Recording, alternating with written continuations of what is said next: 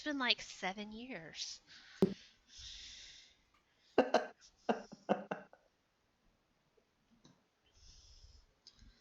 right, all right, all right. Everybody ready? I mean, kind of.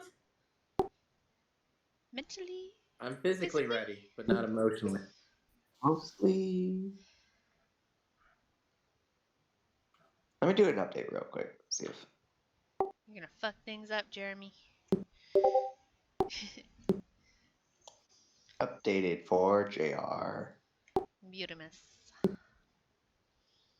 Vargo.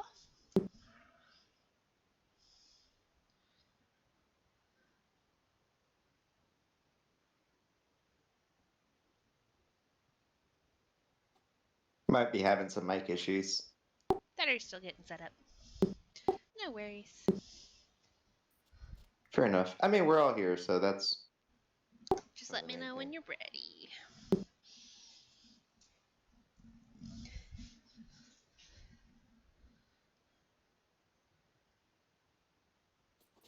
You guys are so funny while I sleep. Because, like, I sleep during the day, and that's when the bulk of the messages get sent. So I'll come back and it's like 80 messages. Yeah.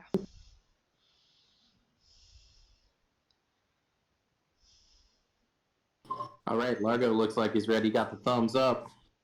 Got a thumbs up. Thumbs up. Let's get this party started.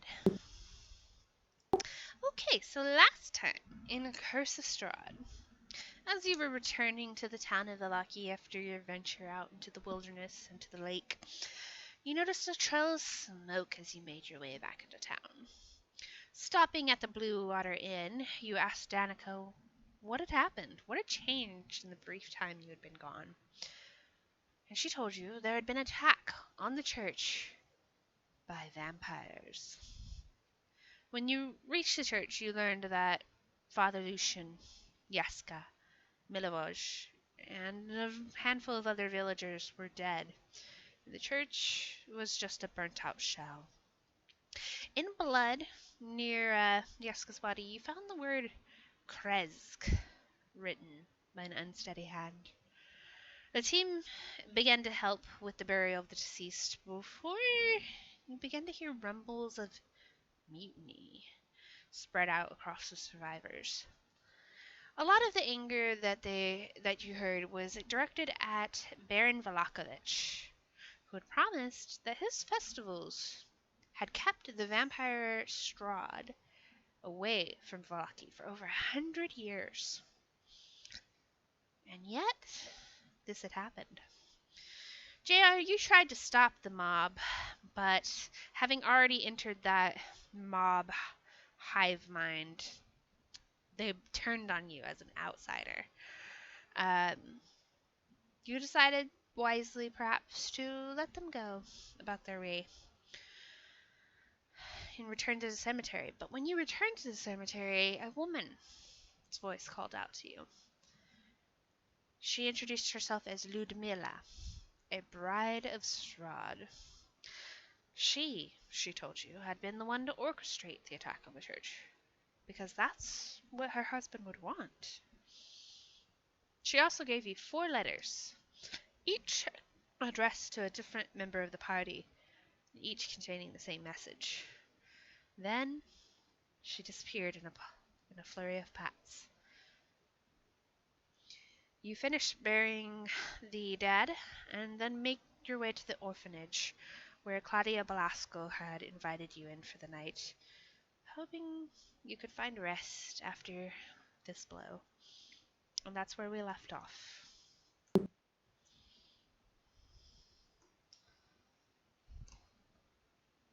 I believe Val had something he wanted to go do. Val slipping off. Do you want to do this sneakily, Val, or would you like to let a party member know?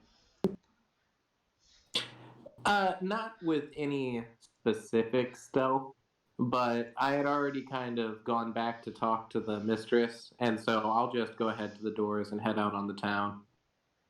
Okay. And JR? I'll be looking for that merchant she had suggested. She had suggested to you that perhaps the entertainer Rick Tavio might be able to help you. JR Largo, will you retire for the night? Yes.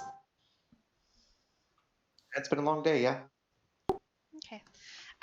Before you lay down and make your pallets out, Holland tells you, I have something I'd like to do if that's okay with you.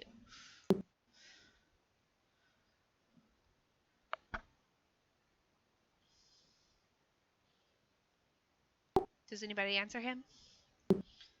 I'm sorry, what was that? I'm sorry, he said, Holland says, I have something I'd like to do before we go to sleep, if that's okay with you. Y'all don't have to do anything. Okay. Okay. And, kind of chewing on his thumb, he and his stuff leave.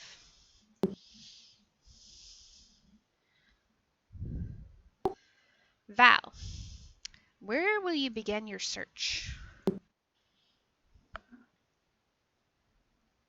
I'd head back towards the square. That seems like the most likely place for anyone to be going toward. Okay, so you make your way out of the orphanage and you pass past the Blue Water Inn. You see various tents set up around the inn, and it Uh, seems quiet. if I'm going to see the Blue Water, Mhm. and there would be tents set up around, I'd give it a good look over because that's the only other place I'm really familiar with. Okay. Are you gonna go inside? If the tents are all vacant, I'd give it a little once over. Yeah, I'll go inside. The tents are not vacant. It seems to be people, refugees, really, from the attack.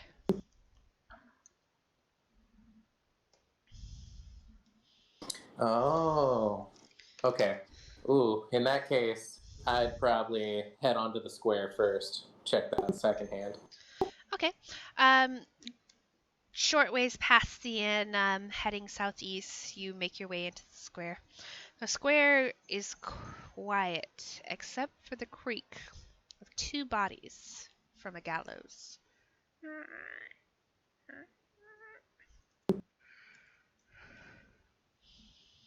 And there's nobody really around, like nobody traveling on foot or anything? No, we've passed into nightfall, so most everything's quiet at this point. Alrighty. Haven't given it the chance. I'll head back over to the Blue Water. Okay. You head back to the Blue Water Inn. And inside, Erwin Martikov, the one who had offered you the free night stay when you first came into town, is kind of sleepily leaning on the bar.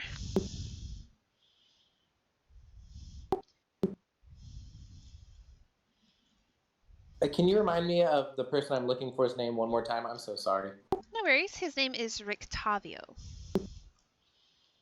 Rick Tavio? Like one word? I'll put it in important info so you can see it. Okay, perfect. I was just unsure what to call him based on that, but that's perfect. I'll go up to I'll go up to the innkeep. Okay. Erwin kind of raises his head as you approach and sits up straighter. He goes, I'm sorry, friend. We have no more rooms to let. But if you need a bite to eat. That's okay. No, I was just looking for someone. If you could maybe tell me if you've seen him or point me in the right direction. Sure. What does this person look like? That's a really good question.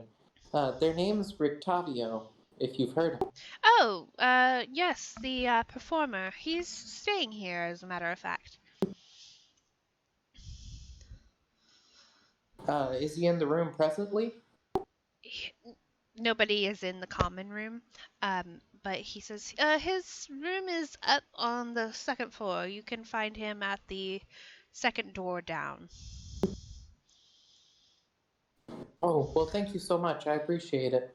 Of course. It is late, so if he doesn't answer, I'll just ask that you not disturb him further.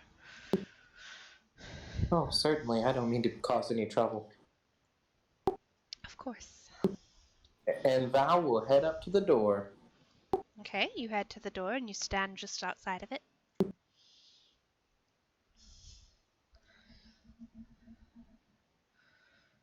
I'd like to position myself where I'm slightly to the side of the door so that way when it opens, I don't have a real view inside. And I'll give two little tiny hesitant toot toot. One moment, you hear a voice from inside. You hear some shuffling. And then a house elf, dressed in garish colors, pokes his head out the door. He goes, "Can I help you?" Are you the magnificent Rictavio? "The wondrous and magnificent Rictavio," he grins. I do truly apologize for coming to you at this hour, but I was wondering if I could have a moment of your time. Sure, of course. Rictavio is always prepared to please. What will it be? Magic? Juggling? Actually, I was wondering if I could convince you to part with a few balloons if you had any. Balloons? He seems Yes, I'll pay whatever price you seem fair. sure, but if I might ask, you seem a little old for balloons. Oh, yeah.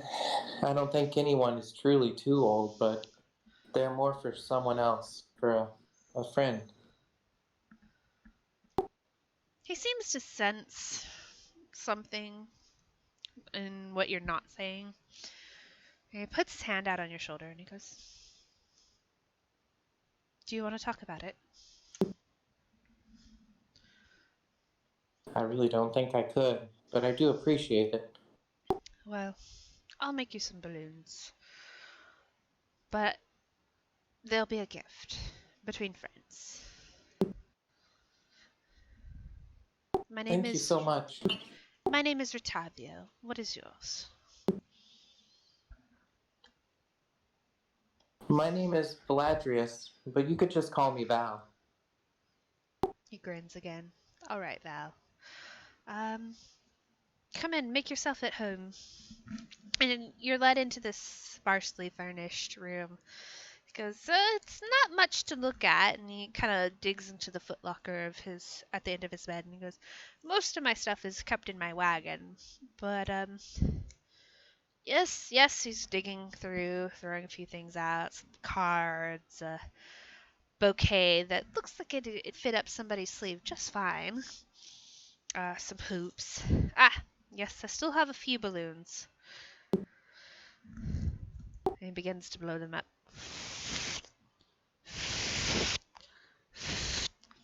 "Do you need shapes? I can do shapes."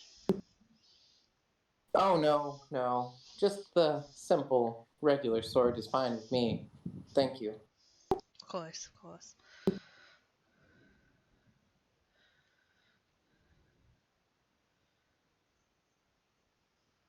He motions towards the chair at an empty writing desk. He's like, "Why don't you sit? You look tired, friend." Val will do the old classic edge of the seat. One arm straight down, one arm holding that other arm's elbow. Very awkwardly, very contained.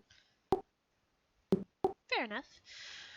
He goes, while he's fixing these balloons up for you, goes between balloons, he goes, "I think I met a friend of yours. Are you traveling with the Minotaur, perhaps?" Oh yes, that's JR. He's quite something. A very appreciative audience member. I do appreciate him.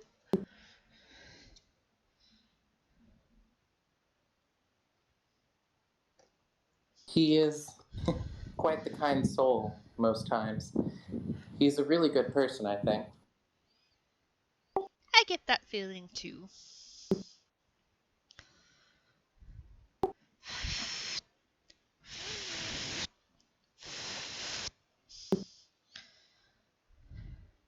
While he's blowing up some of the balloons, Val's gonna go ahead and just kind of, wherever isn't instantly visible to him, slide about 3 gold onto the desk.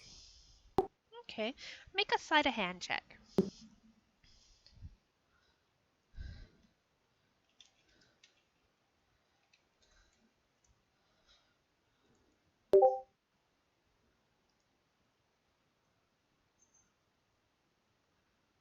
Very nice. They don't call me Shady Fingers Val for nothing. Yeah. No kidding. Nat 20. Save him for combat.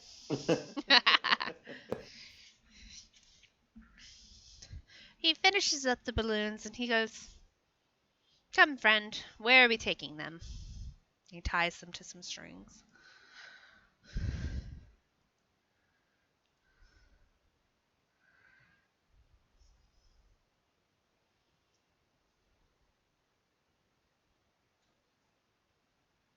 Val, I don't know if you think you're talking, but you're still muted. Oh my gosh, I was totally talking that whole time, and I'm it so wasn't sorry. even reading. No, that was me. I'm so sorry. Wow, she's so rude. No, I was just going on, and I was like, oh, Rebecca, oh no. Let me tell this whole story.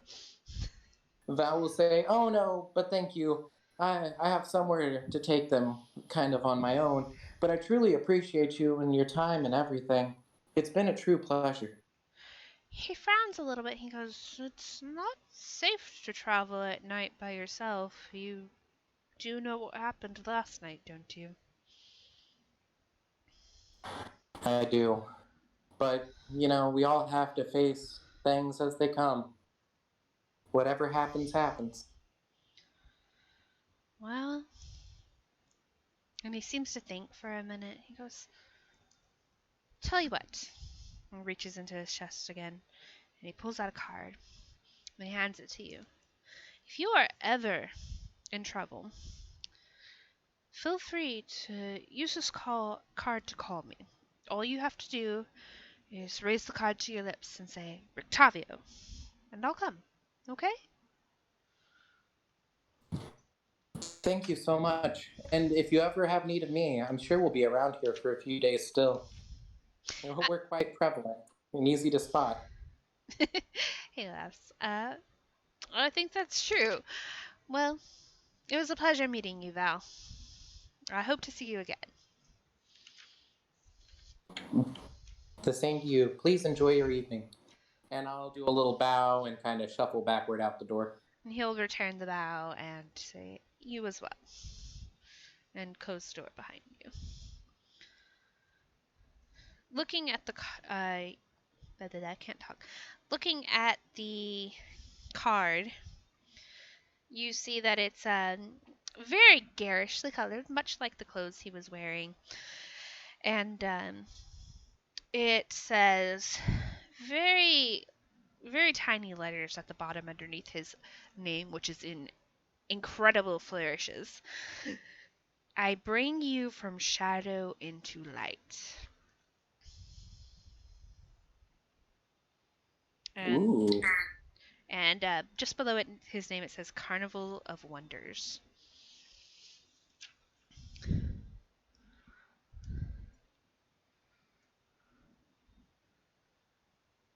All right, so you make your way out of his room. Yes, and on my way out of the inn, I'll kind of do a little hasty retreat, but I'll make sure to slide a gold onto the bar and nod my head at the bartender, and then head back to the cemetery. Okay. The bartender's, his eyes are closed at this point, so he doesn't notice you slide the gold on. But as you make your way out of the room, you kind of get a, "All right, home again." And then you begin to make your way towards the cemetery. On your way, you're bumped into by a figure. And the figure continues walking, paying you no mind.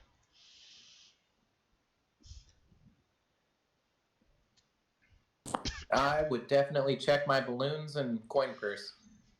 It's all still there. Oh, in that case, I'm totally fine. Is my card still there from Rictavio? It is. You begin to pat Oh. yourself down after this figure passes you by, and you're just like, no, everything's still here. Then I'll keep making my way. You begin to make your way back towards the cemetery. And you reach the cemetery. And as you walk into the road, through the gates, you make your way towards Yeska's grave. And the smell of damp earth greets your nose, not unlike earlier today when you were digging. But you look, and some of the graves you know that you covered up are open.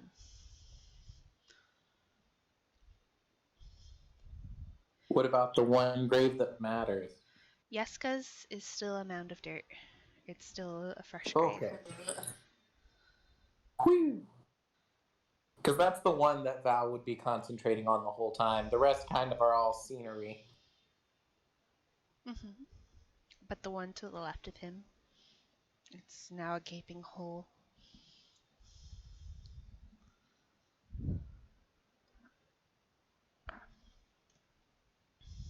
Tell me what you do. What are they using to mark any of these graves, or are they just on? Right now, they're just sticks. Unless they get a stonemason out here to put some grave markers, that's all they're going to be for now. But you remember.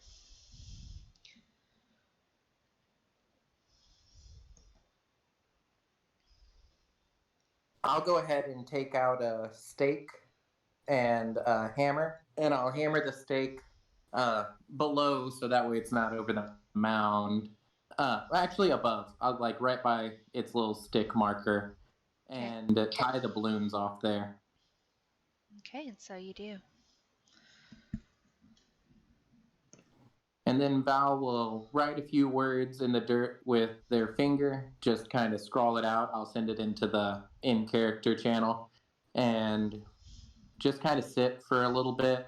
How long has it been since I left the orphanage? Not long at all, maybe an hour.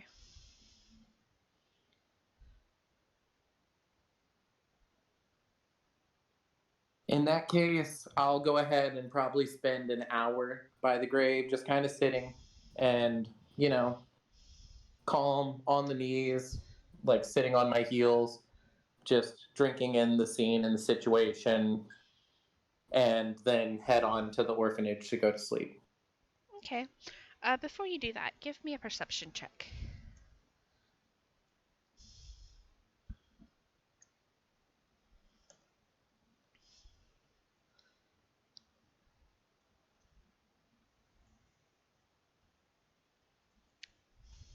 Okay. You are surprised as claws rake down your back. Ooh. Oh, that's not good. Just about, please.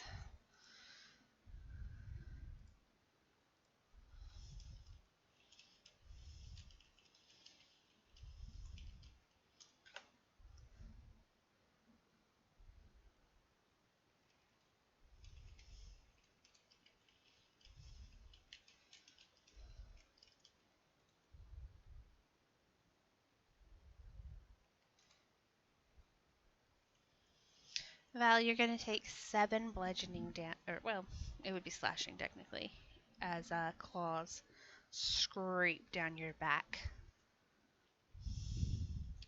Looking behind you at the attack, you see Father Lucian. his face gaunt, his eyes pale.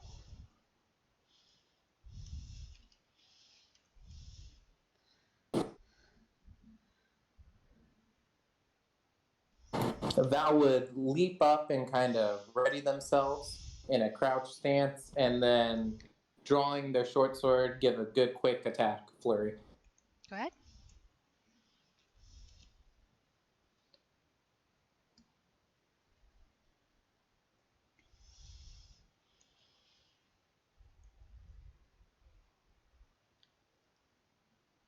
And then flurry of blows as a bonus action.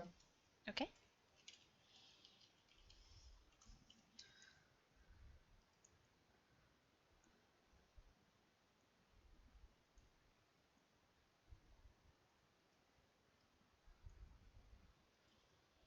The 13 will not hit.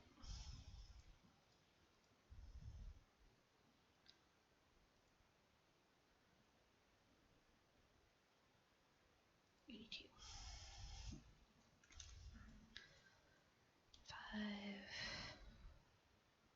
7 is 12. 82.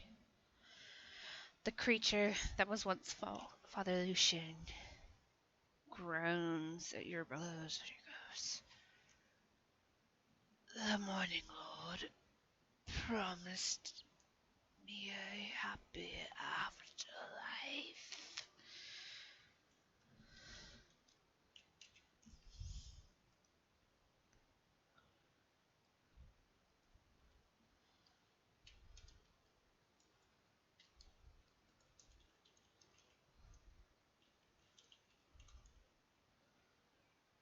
And he attempts to throw his arms around you. But you're able to duck your way under this slow, lumbering advance. So instead, his claws rake out again.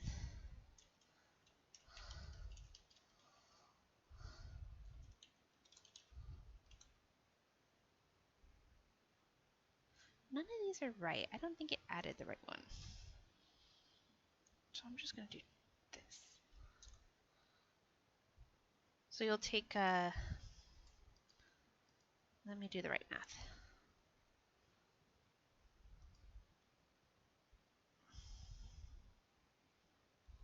I'm just going to have to roll for it. It's not adding the right one.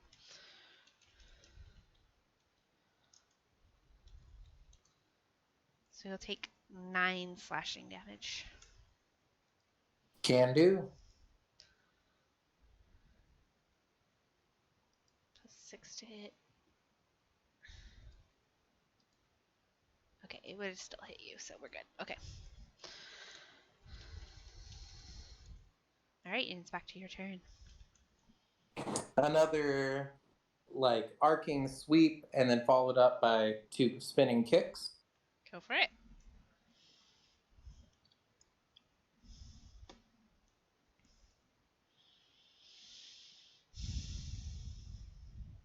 That'll hit.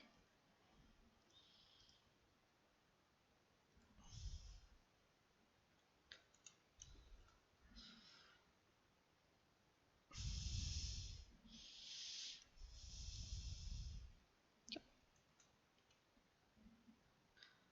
One more.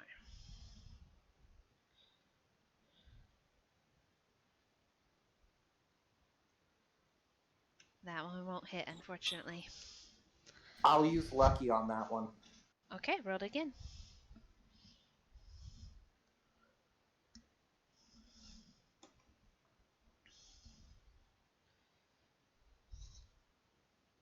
That still won't hit.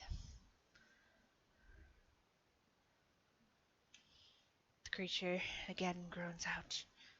This is not what I want.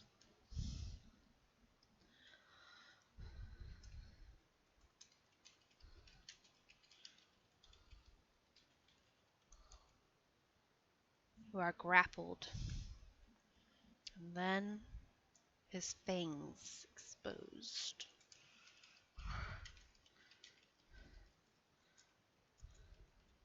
Oh, I'm real grappled too. Okay, I don't think an 11 hits you, right? Oh no. No, no, no. Okay, so you're just grappled. His arms are around you and you're wiggling to get free. I'm gonna try and drag my short sword up and like across him if I can. Absolutely. You grunt as you pull your sword up through him. But you're not able to get it in such a way that it hits him. But lucky, I'm gonna put my other hand on the back of that blade and kind of try to drive it up. Try again.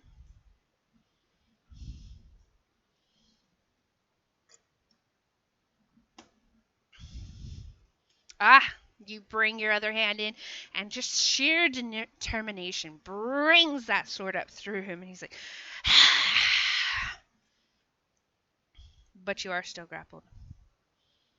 Can I still use bonus action while grappling? Absolutely. The only thing grappling All does right. is reduce your speed to 0.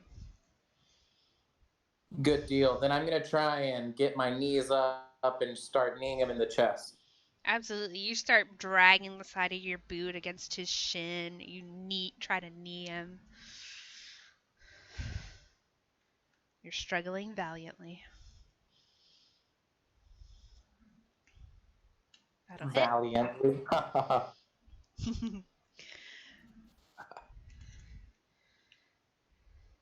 He seems to be swaying a little bit on his feet. But your second one doesn't hit.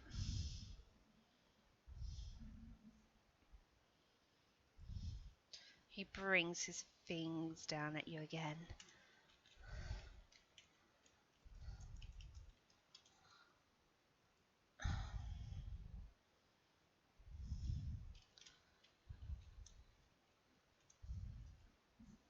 $15 doesn't hit, right? 17 AC. Okay, thank you. So his claws begin to puncture towards your back.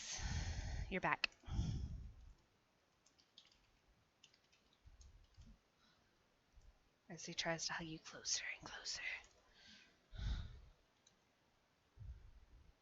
But you're still wiggling too much for him to get a firm grasp. Your turn.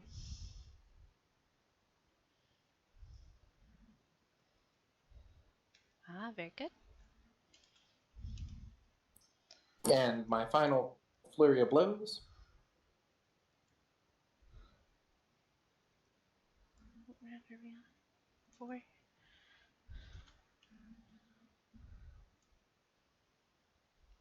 Lucky on that one. Is that your last lucky?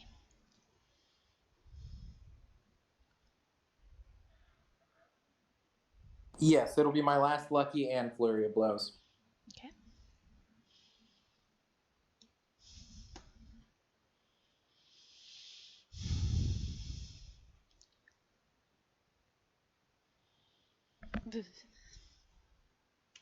Much better.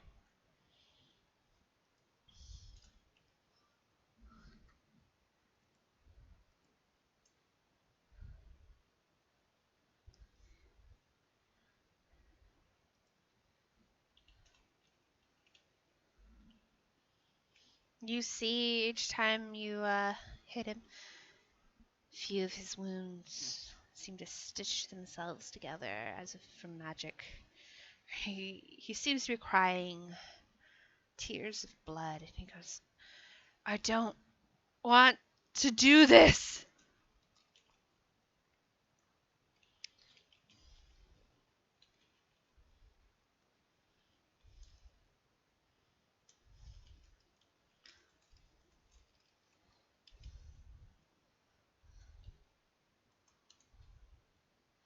And he seems to be able to hold himself off a little bit. Though you see more of his wounds healing themselves up.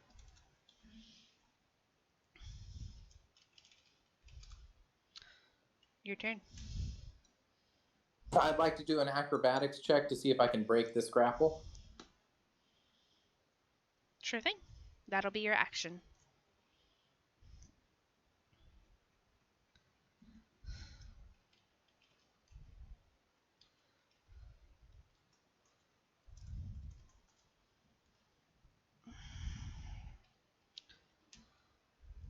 Hold on just a second.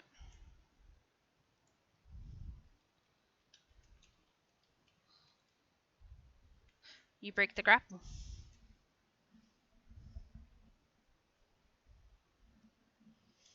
So you're no longer grappled. Any bonus actions?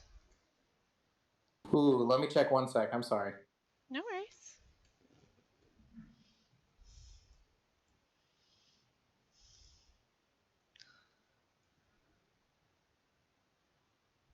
If only I had some rogue in me, but no. I'm just Okay. going to be there ready, not grappled.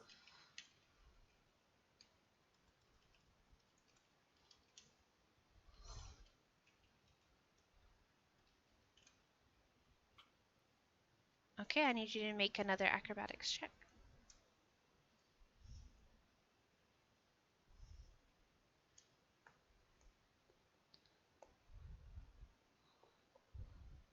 You are again grappled. Well done. You break free for a second. You're struggling against him. And for a moment, it seems like you're free, and then the arms close back around you, and you grit your teeth in fury. And then his fangs sink into your neck.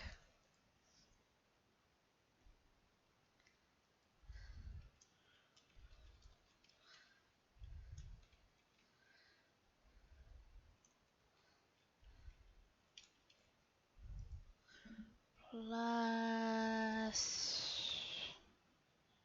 And you're going to take 13 total.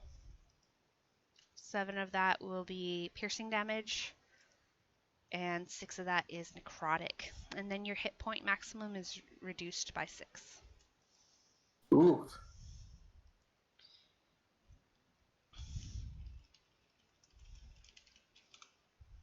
And it's your turn. And he screams as he bites into you.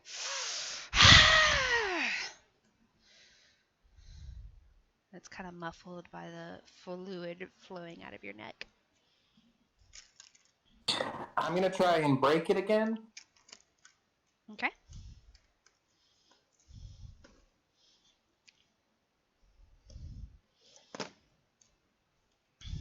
Ooh, should have saved some of those lucky points. Actually, that's enough to break it. Because you just have to meet or beat. Oh. Yeehaw, I'm running. I'll take an attack. I'm running. I was wondering. Okay, he doesn't hit you with his claws as you start to run. What is your movement speed?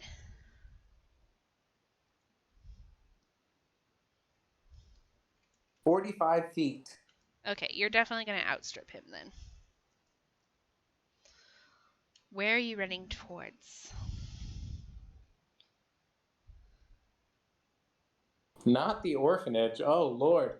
I am going to run city watch around town. Where have I noticed that they usually have posts? Definitely at the gates leading into town.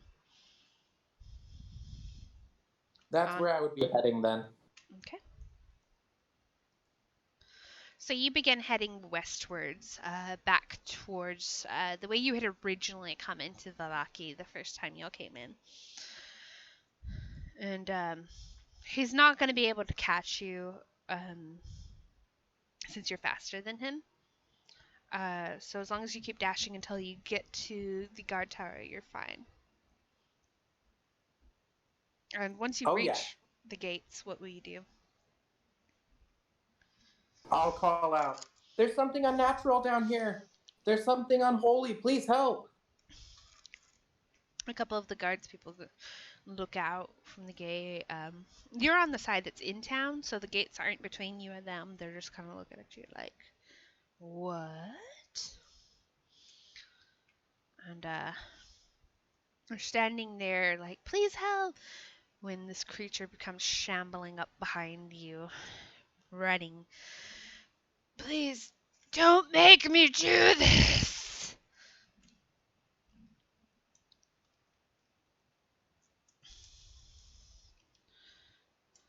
And let's say that it gets back to your turn.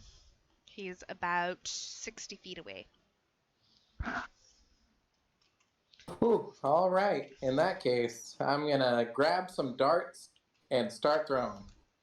Okay, and that would be disadvantage because they're outside the normal darts range. I think. Yes, I was just checking. It is disadvantage, but it is a 60-foot disadvantage range, so I can still hit him. Okay, so just barely on your range. Good.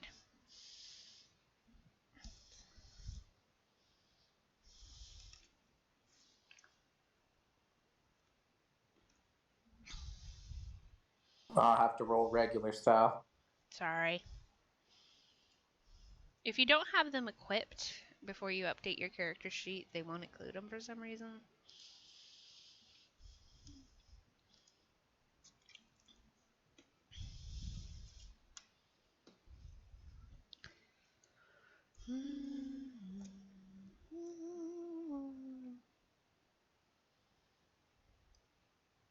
Okay, the first one goes wide off into the bushes. Here's the lucky one, but not really lucky.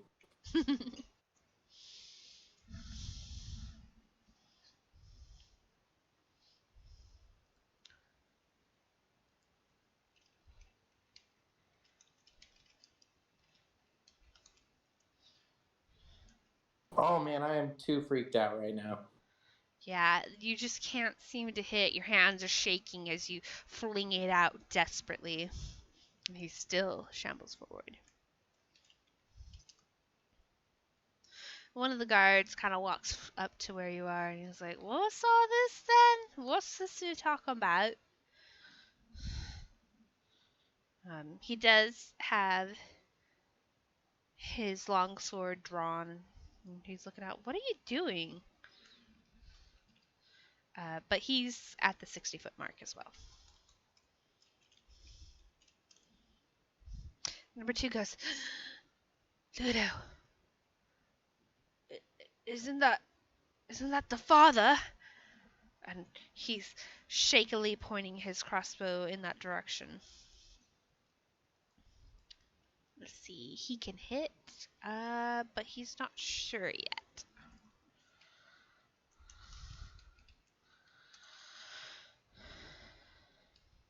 Give my thing a moment to catch up. The creature begins running towards, and he's going to attack V2, sorry.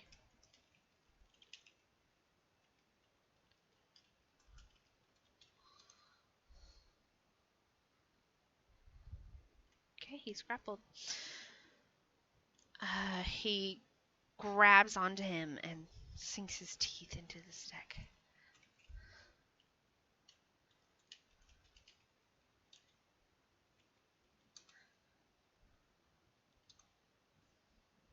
Oh, poop.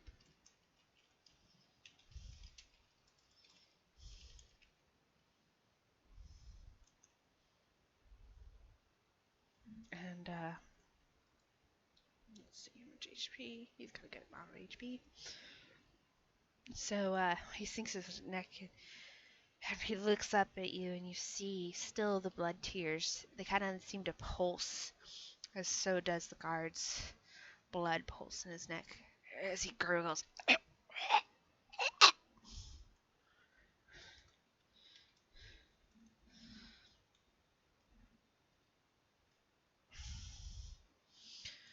is 1952.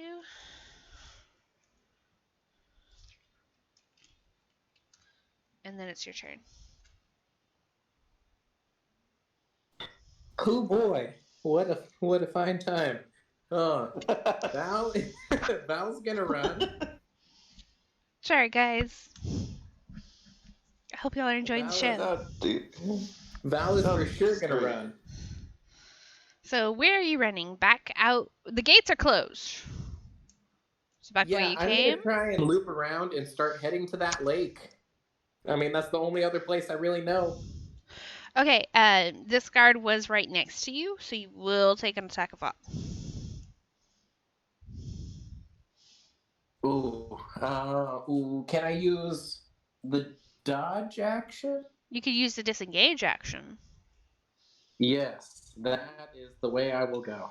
Okay, so you'll just be able to go 30 feet. Oh, wait, do you have dash as a bonus action as a monk? You do, right?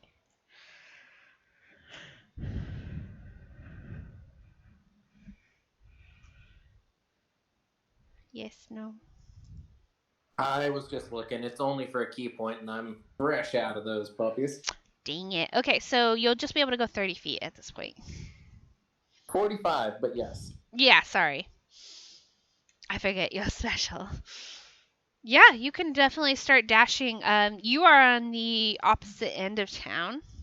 Well, not the opposite. You're about the lake exit is about halfway through town, but then it's also up some. So it's basically the same as if you were running across town. Just an Oh, yeah. FYI. But, you gotta do what you gotta do. Can't Okay. leave the orphanage. Okay. So you start running through the thick of town, past people's houses, past the Blue Water Inn, and head up northwards of town, past Bluto's house, past the Watcher house, and as you're running, you see another large manse.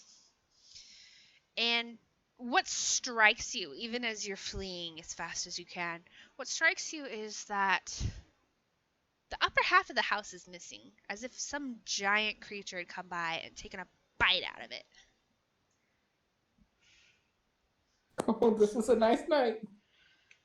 And you keep running. You run to the gate leading out of town, where two more guards are waiting, and they're like, "What's all this, Dad?" Is there something evil? Please let me out. Can I just please leave this place? Just going. I mean, anybody can leave, but what do you mean evil? Even as he's motioning to the other guard, start raising the gate. The other I don't guard. know. He was biting. He was clawing. He took down guards at the other side of the city. I'm just trying to get out of here, man. The other guard is kind of staring at you, slack-jawed, like, huh? What is it? More vampires? Oh yeah, it sounds about right. But I definitely just let him go. Let him chase me. Just do your job. Enjoy your night. Bye. One thing that you've noticed is that this creature is not chasing you anymore.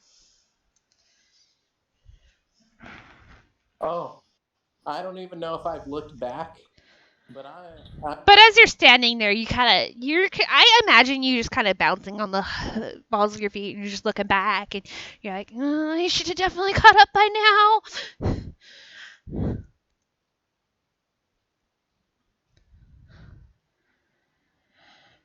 And the guards seem to be moving stupidly slow, frustratingly slow.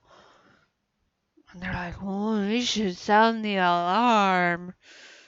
Yeah, that would be smart. yeah, just in case, cause I mean, there's other people here.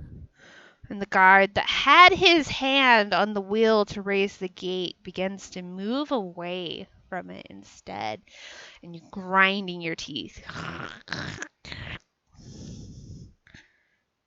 Oh boy, oh boy, oh boy. And still, you hear nothing from behind you.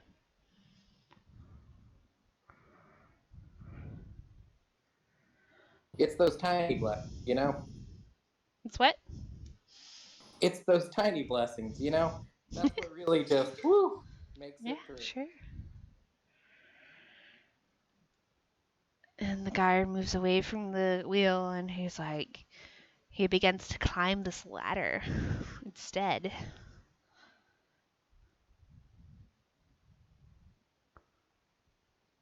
It reaches the top, and you hear a woo, woo.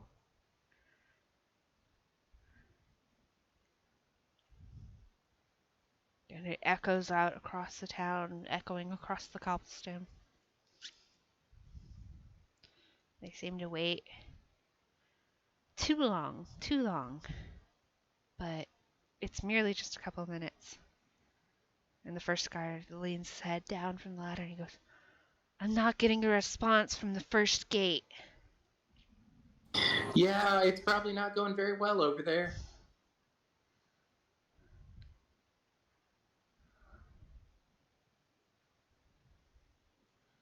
What should we do, Isaac?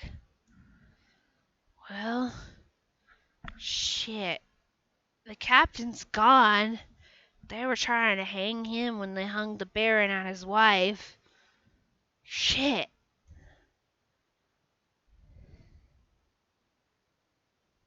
I guess we gotta fight. Y'all don't have any potions or anything on you? I've been through a lot already. They kind of blink at you. No? Oh, that's maybe, for the future. Something to mull over. They seem slightly confused. It doesn't seem to be a common item to them. What? They pull their short swords and are like, stand behind us, citizen. We'll stop this evil. Yeah, well, maybe like one of y'all stays watch and the other can come with me and we'll just, see what's going on further along. And the second one, the one that sounded the alarm is kind of, I don't know about that. But the first one's like, yeah, we can do that. Looks like he's looking for a promotion. He's very cocky, very confident. Let's go, citizen. I'll protect you.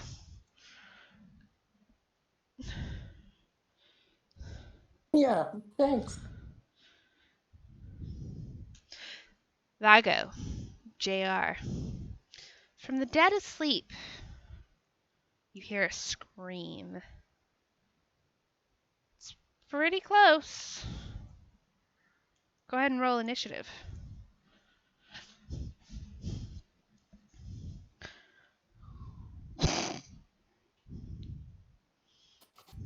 Yeah, still pretty passed out.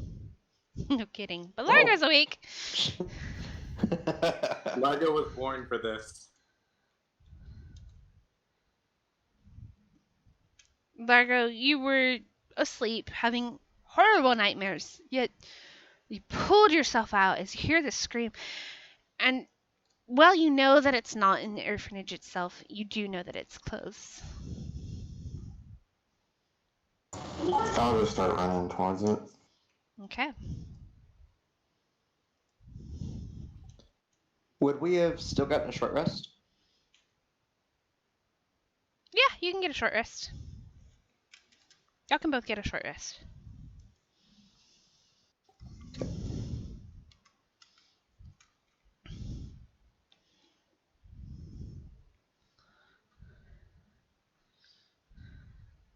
It's G Wait, short hold on. rest. Oh, geez. Like you're granting a short rest.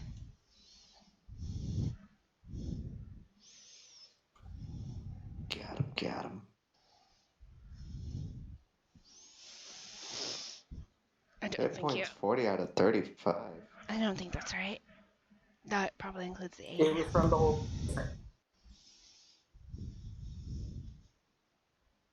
Largo's good times, JR, are you following Largo? Yeah, definitely. Okay, before you do that, we're going to take a quick break. And I know we're in the middle of the shift, but it seems like it's going to take longer than I thought. So we just started. I know, I'm sorry, but I have to go to the bathroom. I'm honestly just joking. My back teeth are floating. Come on, guys. Okay, so we'll be back at 7.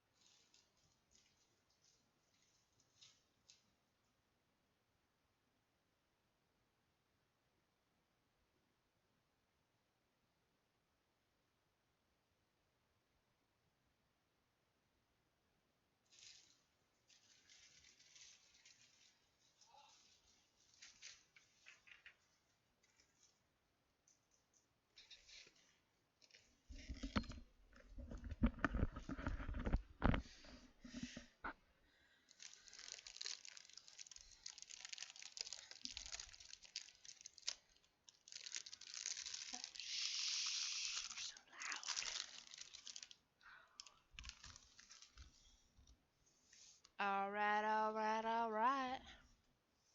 Who's ready for some more vampire good times? Technically, I'm ready. JR is not Yeah. with his JR 's 4 initiative. Oh. Well, it's your turn, JR. And you're following Largo, so if you want to hit next, that's cool too. Okay. Give him the dice from.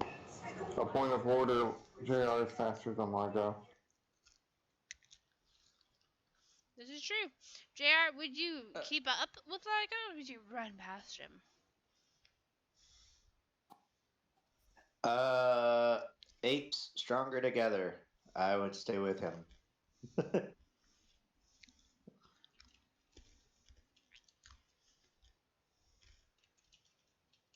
Val, you don't see anything, so I'm gonna skip you. Sounds good. I'm just moving back at it with my new buddy. Okay. Largo, you see an older woman at the mercy of a man who seems to be attached to her neck, dressed in a dirty cassock. And if anybody knows if that's correct word or not, that's cool.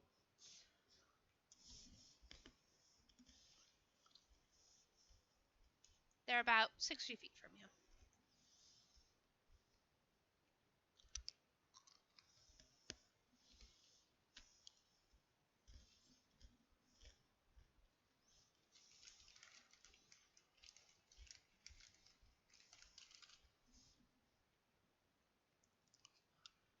Use dash I to ignore spell slots.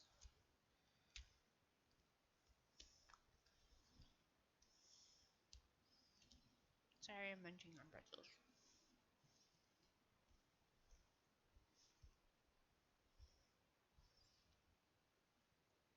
What are you trying to cast, Largo? I think that was Guiding Bolt.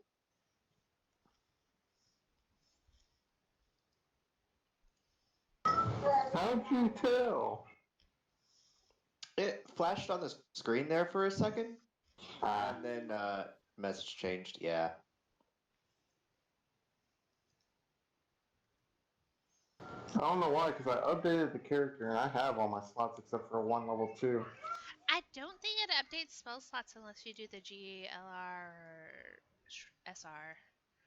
But you can do dash I after the spell and it'll ignore the spell slots. Or just roll a d20 and try a hit again. Either way. That seems like a bug. Anybody who's listening?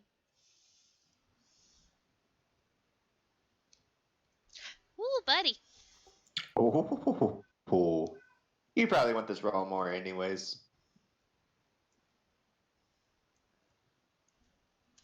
I hear your daughter crying. No, she's just fine. She's got a pacifier Oh now. no, I'm talking to Jeremy. I'm sorry. Oh. Yeah, okay, I was forgot like, you actually have a daughter. I was like, no, she's laughing. Oh, she's not crying. John went into dad mode and he was like, what? Alright, J.I. 60 feet away. You see this creature get shot by one of Largo's guiding bolts and light up like a Christmas tree. Yeah. Did it seem to kill him? No, not even close. Okay. So you have advantage. But you do have advantage because you can see it. Because it's dark. Ooh.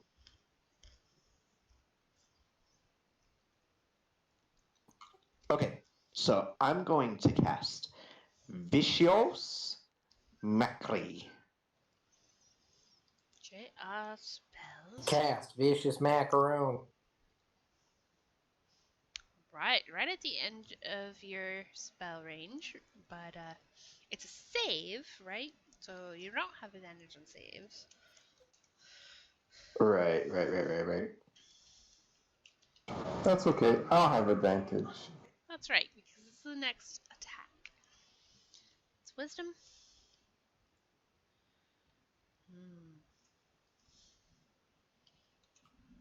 Yeah, wisdom. That would Sorry. be a 10. And what do you say as you mock this creature? Hold on. Wasn't ready. Should always be ready when you cast a spell. I know. It's just I was like, this one will cause him to have this. You know we live for this. That and your songs.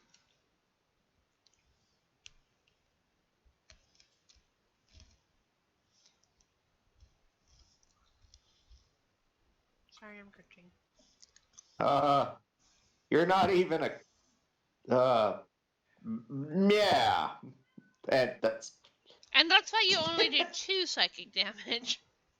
But it seems that's effective. not. Yeah. It's like, I'm not even. What? No. Alright. What else? Oh no! Oh, that was. Sorry, I meant to.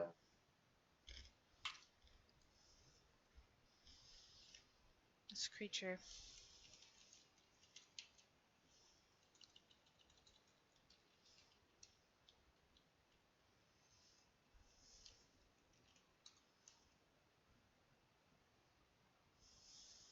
Okay.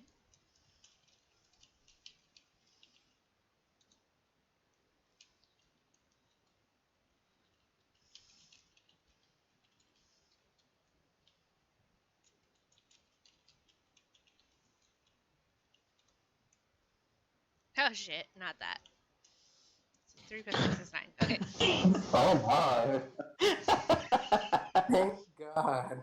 I have the fat fingers. Sorry, guys. So it seems sufficiently shook up by your moving words that it isn't able to attack this woman in its arms more.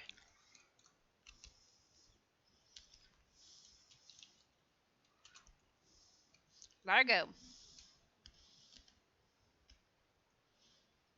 30 feet now?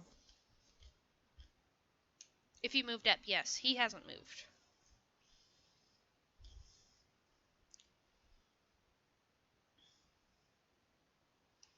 Or actually, it would be 35, right? Because you only have 25.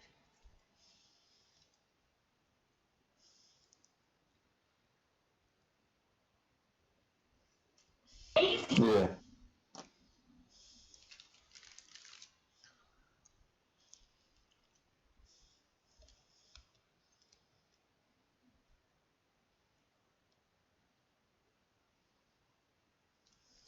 I would have had advantage, but also disadvantage, so I did it normal. Does, Perfect, 16 thank you. hit? Whatever that. Yes, a 16 does hit. Okay, so the dagger hits him right in the shoulder. Okay. So you hit this creature from behind right in the shoulder.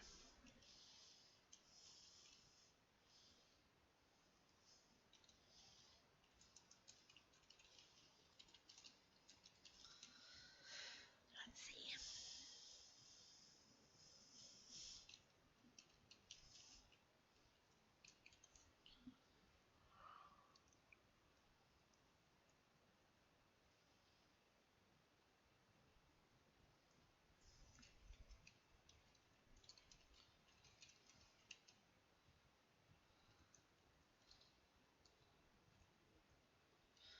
The woman seems to struggle, but almost feebly, like lethargically even, and is not able to break free of the grapple. Bringing us to JR. This creature is no longer lit up, so I don't know what your dark vision is, but if it's less than 60, you are screwed. Kind of thinking back on it, You don't have dark don't vision, really do think you? I have that. Yeah, so No. it's kind of dark. You had a little bit of light when the guiding bolt was up, but now you're just like, ooh, yeah, I can't see. That's okay.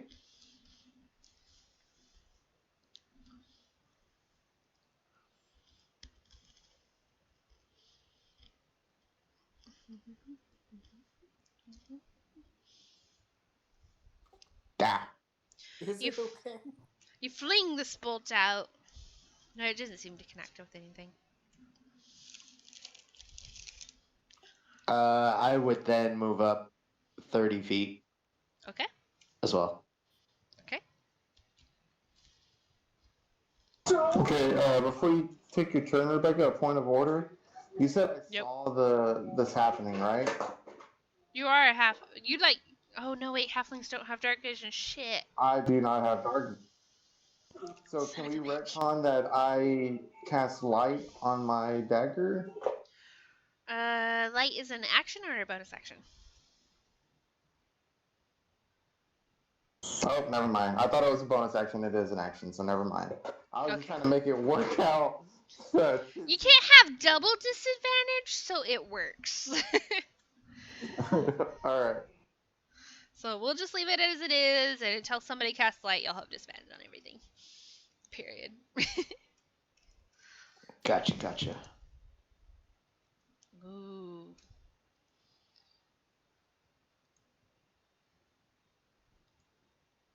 Also, quick point of order. When we got out of bed, did we put our armor back on? No, Did that we would have have enough time taken to do time. that? No. Yeah, I don't have it equipped currently. Yeah, me neither. I was looking back on it. I was like, I should probably ask. Largo, you heard a thud from up above you. I mean, not above you, but in front of you.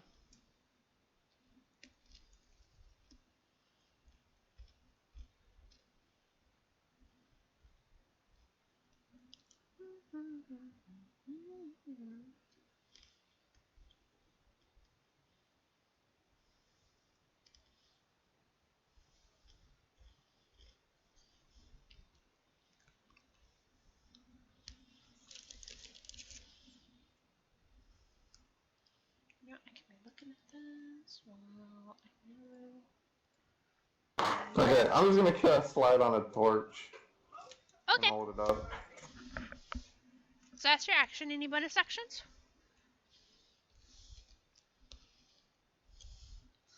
Up ahead of you, just where the dimness of the light begins to fade, you see the woman is now laying on the ground. The creature turns towards you, and its eyes seem to gleam in the dark, much like a cat when you shine a light on it. I'm not able to get a good picture of this creature, but it seems feral and hunched over.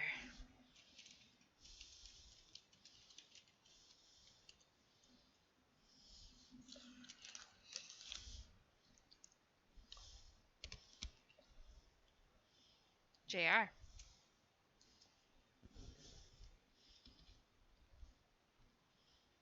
You can just barely see this thing now.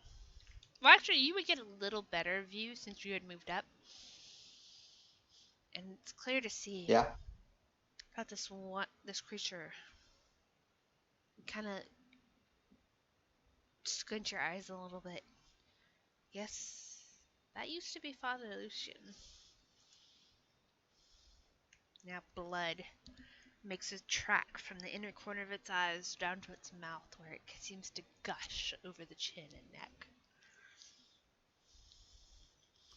Disgusting. I'm going to. How far is he? 30? 30. You had moved up 30.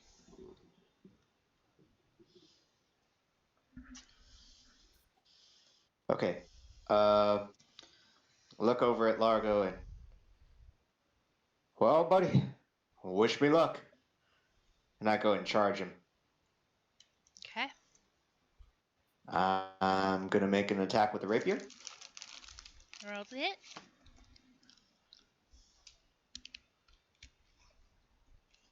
He leans out of the way.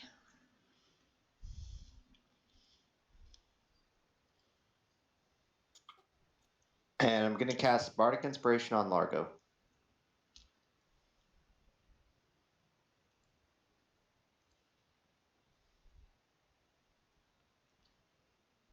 Okay. you say as part of your bardic inspiration or sing.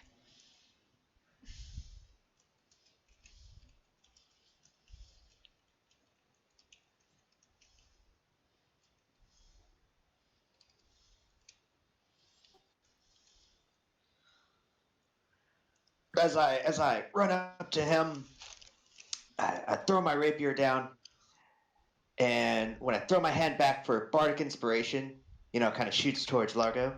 Uh-huh. I say, "The world is a vampire." All right. Largo, you feel inspired. You have a d6 to add to any d20 roll for the next minute until you use it. JR, I need you to roll an acrobatics or athletics check.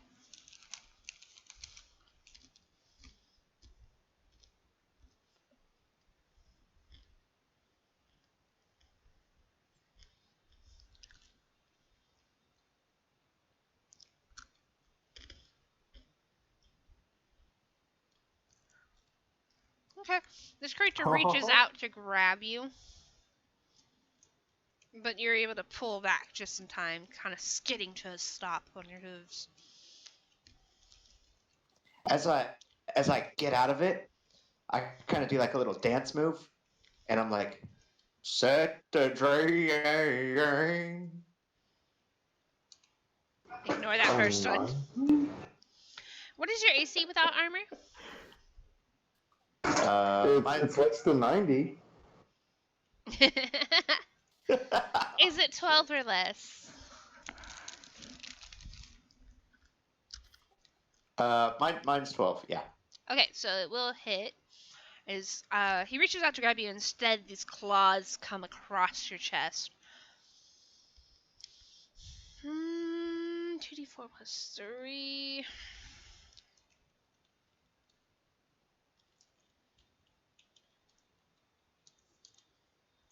And you're going to take 8 slashing damage.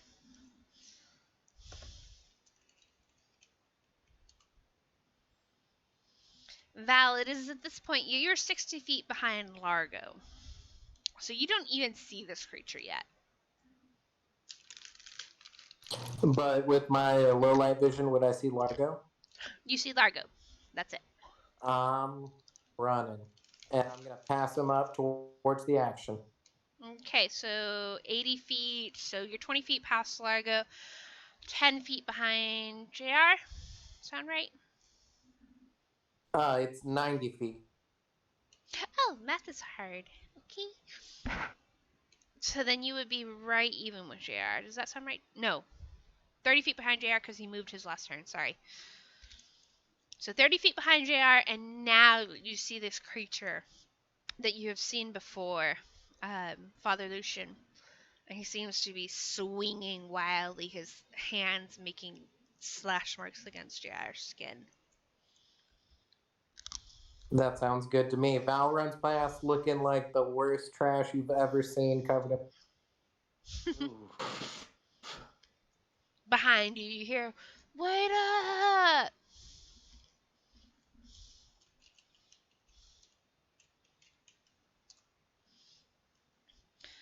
Largo, back to you.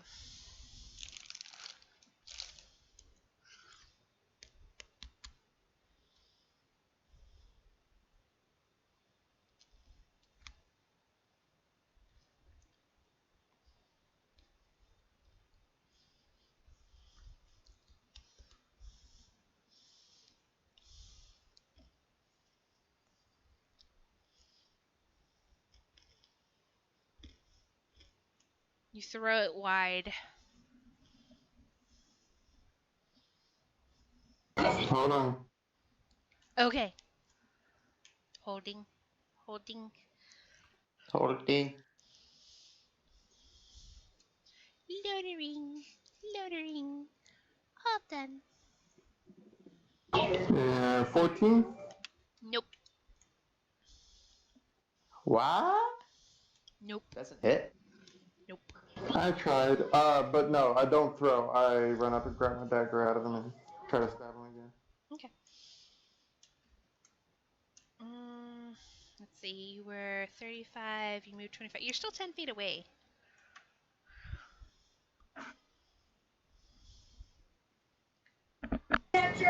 When I cast torch, I would have moved closer. Oh, yeah, I forgot about light. Okay, sorry. Go ahead. It's okay.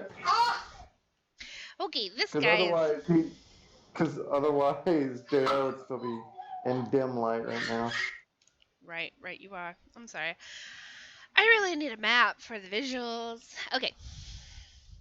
So this guy's coming running behind you, Largo, and he was like, "Wait a minute! I'm supposed to help. I'm supposed to protect you." And he runs just behind you. Not getting close enough. Yeah, you are currently not grappled. Ignore what that says. Okie doke. That's a mystery tool we'll use later. That's a surprise. Okay. Yeah, when I do the grapple attack, it just assumes you're grappled. I don't know why. That is weird. How hurt is this vampire? There's a couple slash marks, but really not that hurt. That commoner lying at his feet seems to have revitalized him.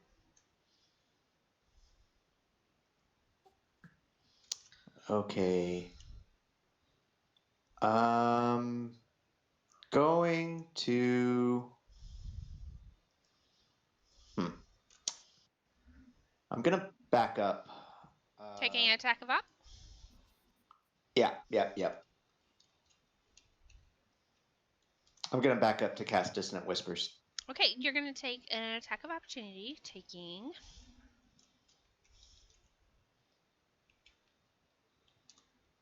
5 slashing damage, because he minned out.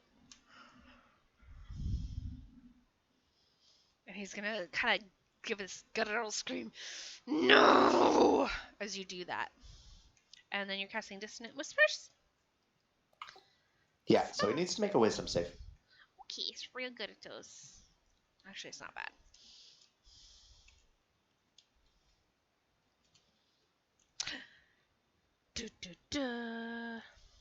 That's 15.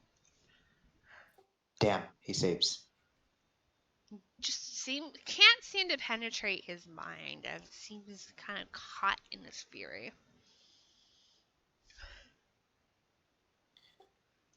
And I'm gonna cast Healing Word on myself. Bonus action, Healing Word. Yeah. Hold on. You can't do that because those are both leveled spells. You could only cast a cantrip. Oh, that's right. Yeah, you're right. Yeah, totally. Saws. And turn. Okay. Largo is now on him, so he's gonna try to grapple him. So Largo, athletics or acrobatics? Check, sorry.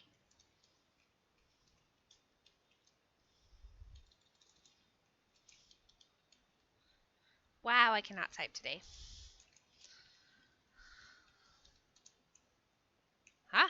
You just barely duck under his arms as he makes this wild swing. As he does that, he looks at you. He really seems to look at you as opposed to this wild glance that's been going around. And he's going to forgo his second attack and he's going to go, "Did you get my message?" Bringing us to Val. There's also grapple. Not really, though. Nobody who's actually grappled is grappled. I'm just grappling with life right now. It's a struggle. So I'm like, there's a 5-foot space in between us, right? Yes. Well, 10 feet. I'm throwing darts. Throw it.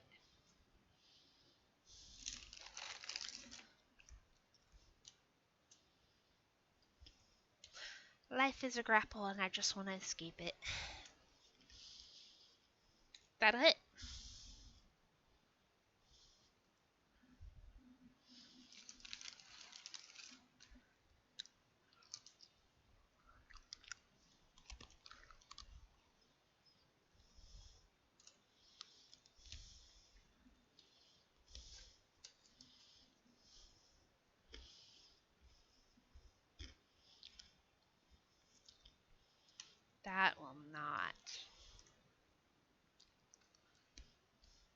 I can't get Largo. close.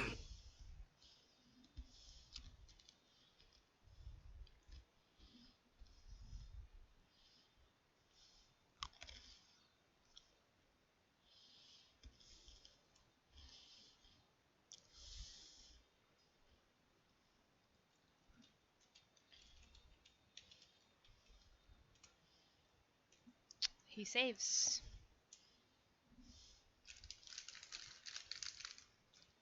Goodness me.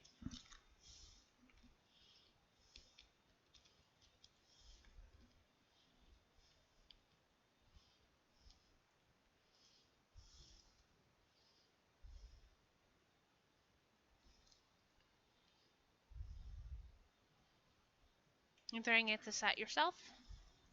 No, I'm fine. JR. You throw this back towards JR. JR, you're gonna take 5 healing points. Cool. The guard that was behind you is gonna move up.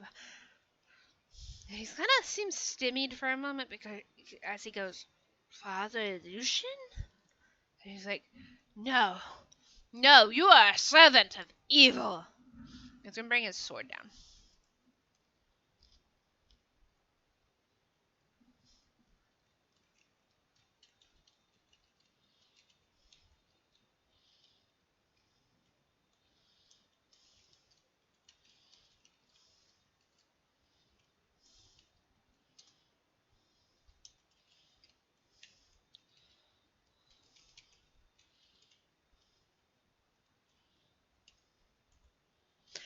But he's not very good with this sword, apparently. Excuse me.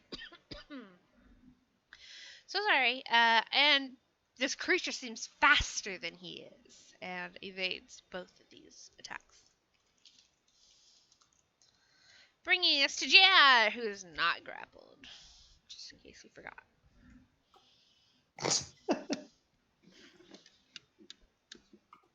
Alrighty. Is that same vampire still on me, or did he kind of move off? You moved off. Or You is took he the still- attack of op, remember? Okay. Yeah. I'm gonna cast Dissonant Whispers again, but at level 2 this time. So that's a Wisdom save from He passes. my god.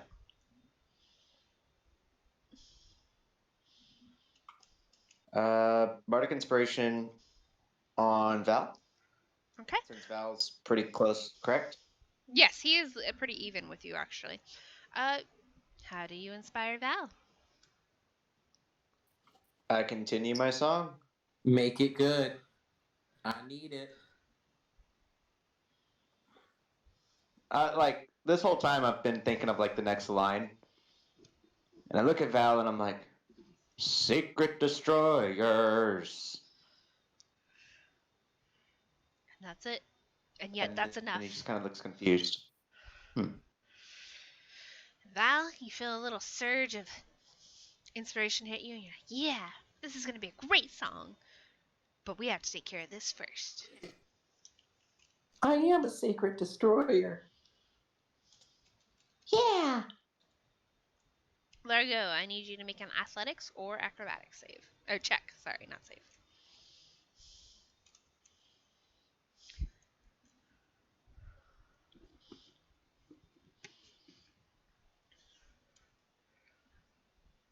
Oh, buddy, you are grappled. And you see his teeth shine in the moonlight. He goes, I'm so sorry.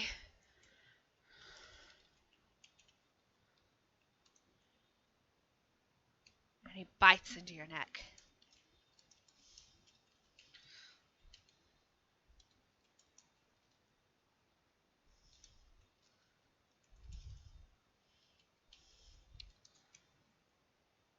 And you're going to take 5 piercing damage and 12 necrotic. Your hit point max is reduced by 12. So a total of 17. Good lord.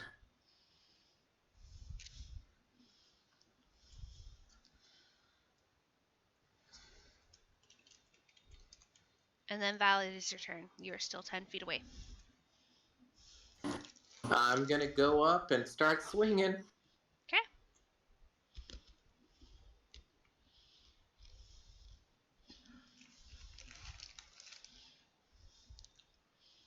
Oh, you are inspired by your friend's plight.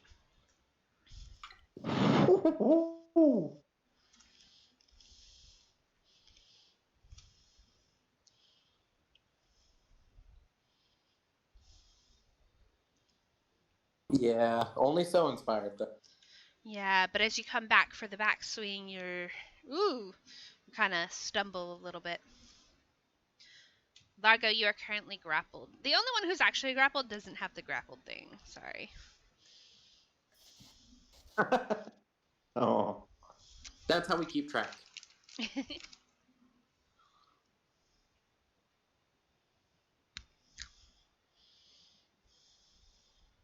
How do we change the level of a spell? You put -L space -L space the number level.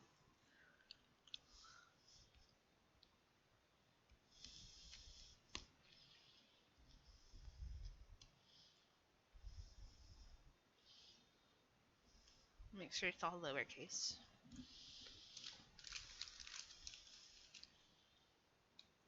Very nice. Okay, okay.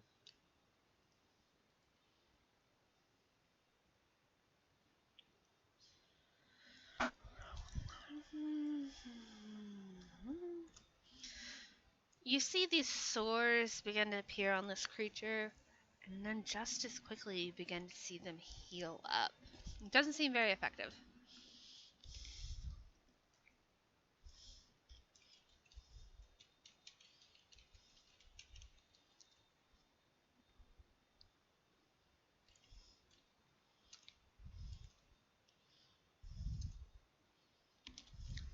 Oops.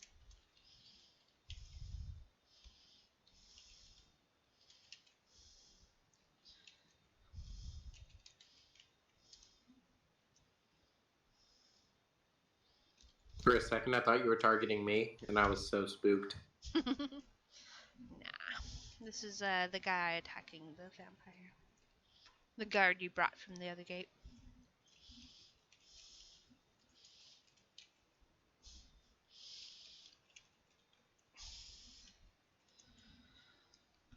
But he seems very spooked, in fact, and is not able to hit yet again.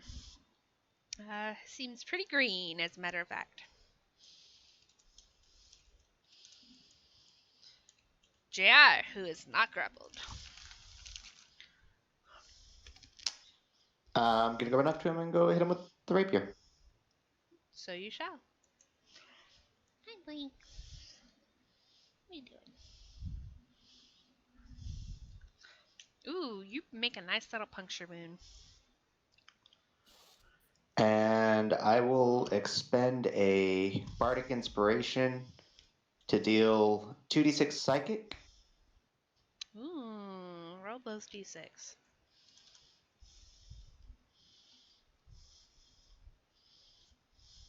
So he'll take an extra 5 psychic.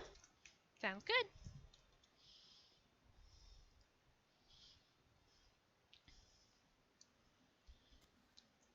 So since that's a special ability, would I still be able to use a bonus action? Let me look at the ability and make sure. What's it called? Psychic blades. Like it doesn't say action It or doesn't bonus say action. you used it as a bonus action. It's just part of your attack. So yes, you can still use your bonus action.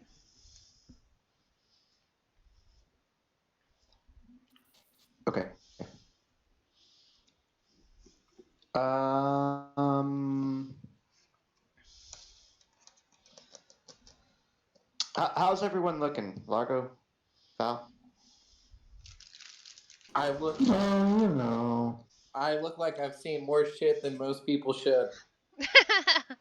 They both look horrified, but that's about the best you're gonna get from them.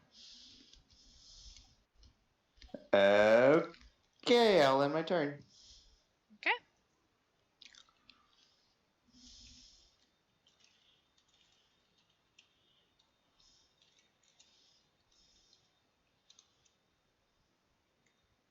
hit. Wait, Largo, without your armor, what is your AC? 12. 12? 12. I'm having Well- trouble hearing you, so I'm assuming it's 12. Yeah, 1, 2. Okay. Alright, so this creature seems like he is having trouble focusing on you, though he still holds you tight in his hands. And you see a few more of his wounds begin to close up. But he doesn't hit you. Does he bite his own tongue? That would be nice, no?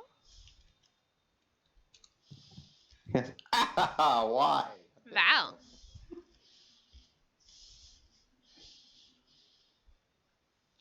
Val's gonna take a swipe. Go ahead. Swipe. Swipe. Swipe. Swipe it. What are you, a windshield wiper? Ah. I'm a TikTok video. Waiting to happen. Oh, so you're stealing all my information. It's cool. Does that second one hit? It does. Okay, Val will kind of catch themselves a little, kind of limping a bit, but get that knee up and crack him one. Alright, so you do. And then it's Largo's turn.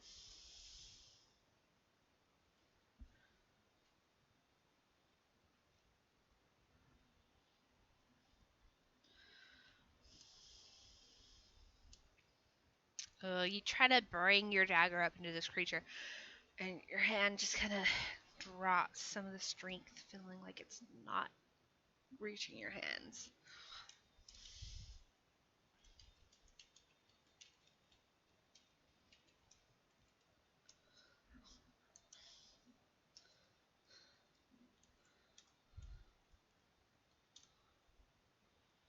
And this guard that you've brought with you, Val, is just sobbing as he finally connects. Though, he doesn't seem to do much damage.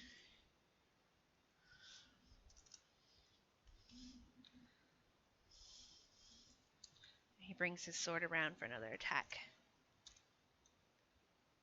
But the tears running out of his eyes just seem to be blinding him. He goes wild. JR.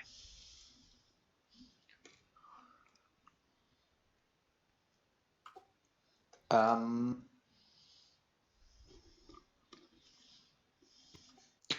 try and go Dissonant Whispers again. Wisdom save. That's an 8. Nice. How many spell slots you got left on that?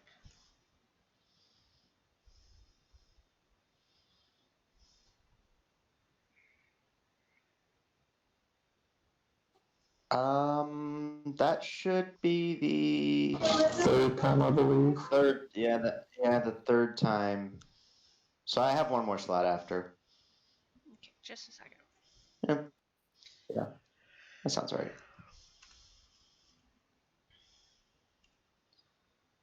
Okay.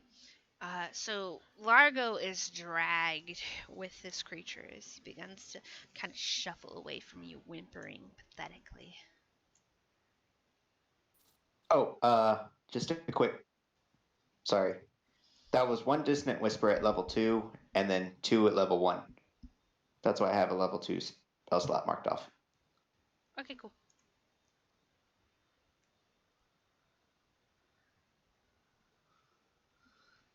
What else? Okay. So, Largo, you are about 15 feet away from your compatriots, and he's going to try and suck some blood from you.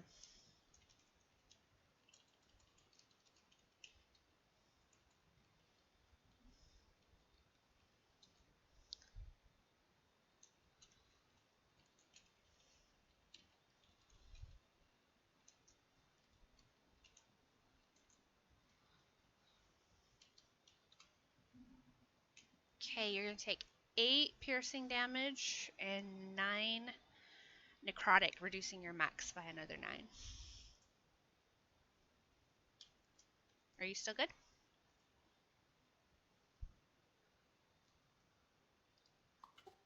Wait, hold on. Who are you talking to? Largo? Okay.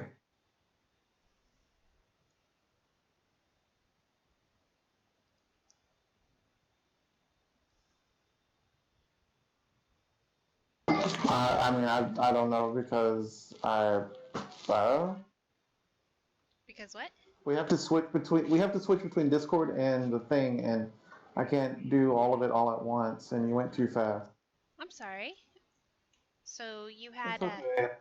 tell me what you need. Everything. Okay, so let me go back. Hold on.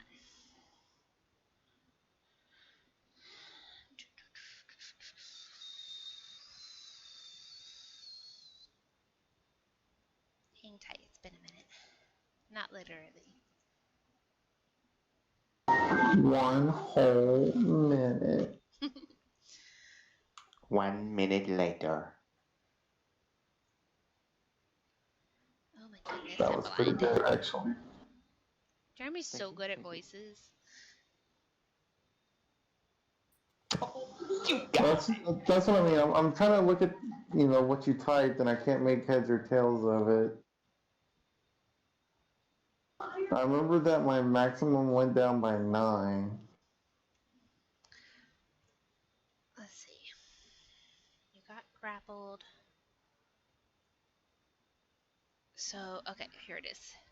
Okay, so the first one was 5 slashing and then 12 necrotic. And then the second attack was 8 slashing and 9 necrotic. The d6 plus 3, that is your slashing, and then the 2d6 is your necrotic. I don't know if that helps. No, I mean, it's fine. It's whatever now. But before, I think you'd only told me 1 attack, and that's why I was confused. Oh, the one attack, the first one, because the second No, attack that's missed. not it. Because the second attack missed. Right. And then this one, this round, we're on round 15. Those are all together the 17. But it's 8 slashing and 9 necrotic. Does that help? No, but you said that was 2 attacks, right? No, this is the first attack. He hasn't taken a second attack. Okay, no. This is the only attack that I needed. Now I'm really confused. I'm so sorry. Okay, so it's 8 slashing, 9 necrotic. I'm sorry. That's all you need to know. 8 slashing, 9 necrotic. Hit point removed But now by I the gotta necrotic. remember what my hit points are up. Oh, I'm so sorry.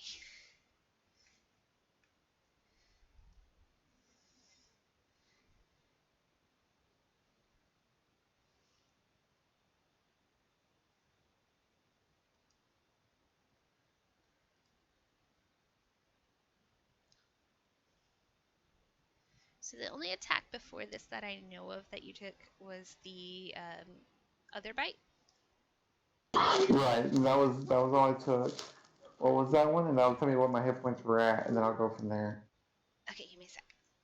I gotta find it again.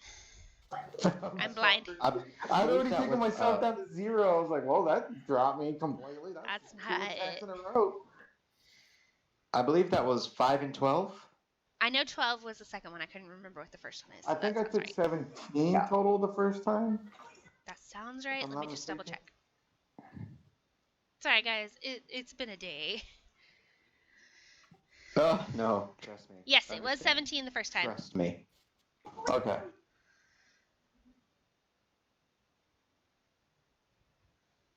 Bringing us back to 17 again. So that looks like 34. Does that sound right, guys?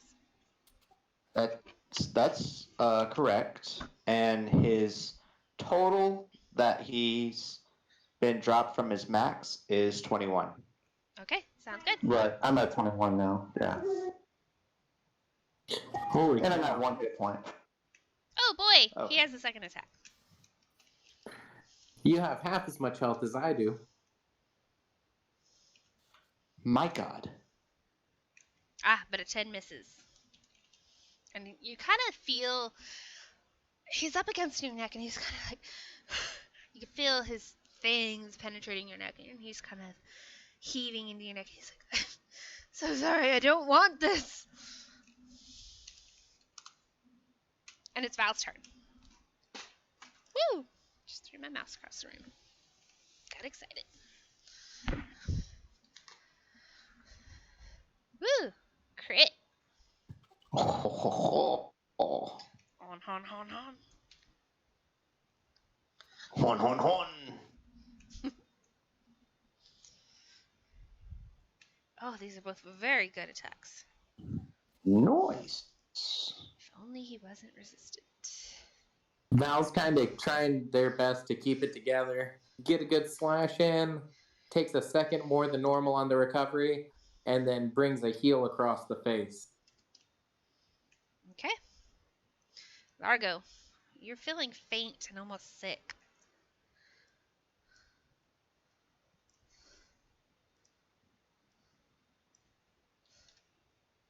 As it comes around to your turn.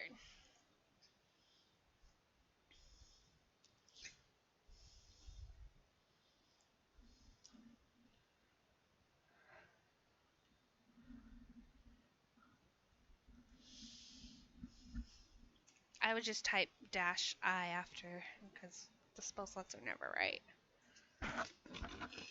So I was also trying to do it at second level. This is true.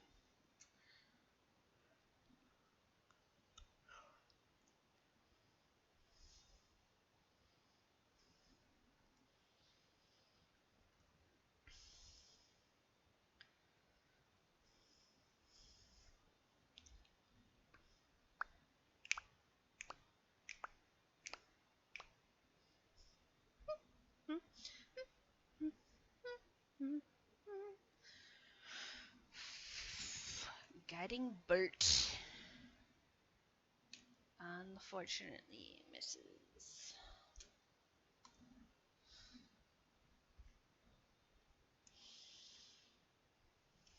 Which is dumb because I'm point blank. Yeah, but you're also kind of woozy from the blood loss, so you're trying your best through this tunnel vision you have, and it just Well, I goes guess I would have just had wide. advantage on that anyway. Yeah, but we'll keep it at 9.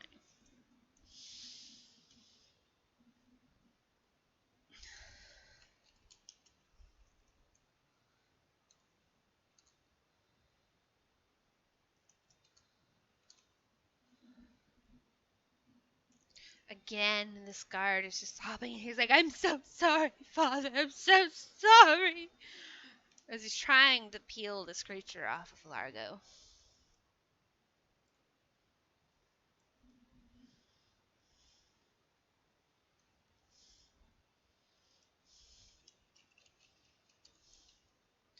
JR.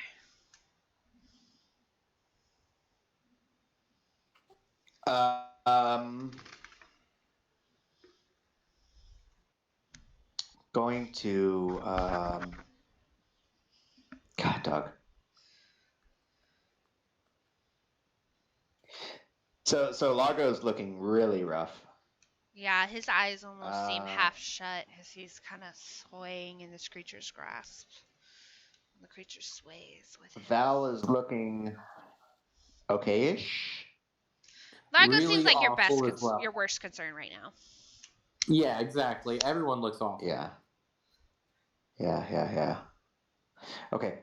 I'm going to have the vampire make a wisdom save.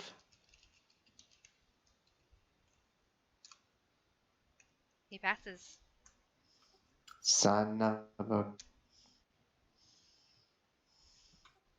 That's a level 2 spell slot.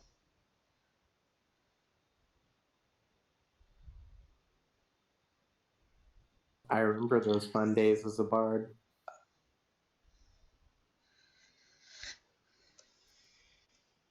I remember this from Sunday.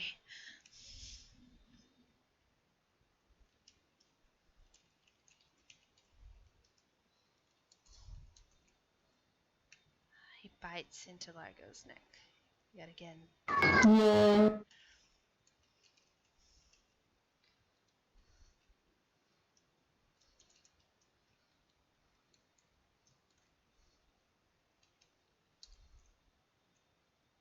Dealing 6 slashing damage and 10 necrotic.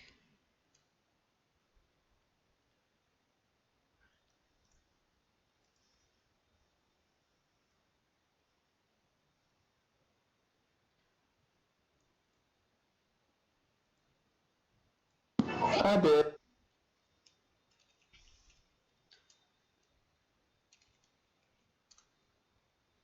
Val, you see Largo's body slide to the ground as the blood-crusted chin of the father looks at you, still hungry.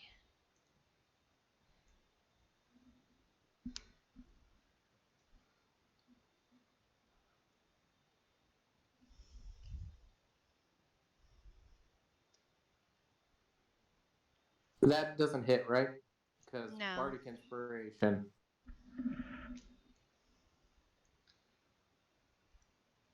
That will hit.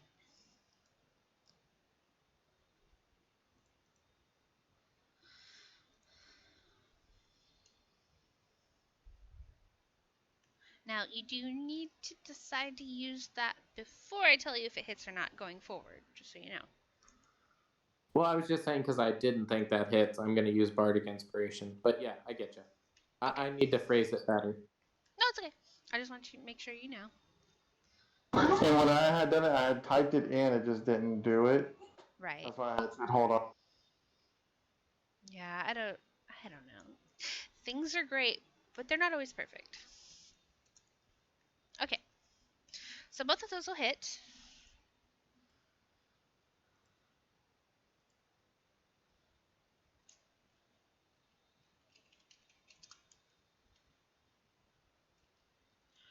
This guard is just like, oh no, Father, how could you?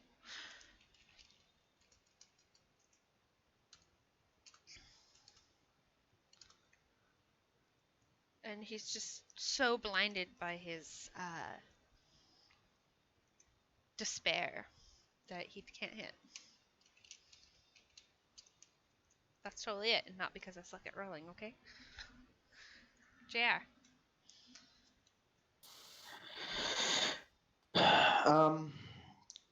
Going to cast Healing Word on Largo. You cast the spell, but nothing happens. And it, What? it's a vampire's bite. Okay. I'm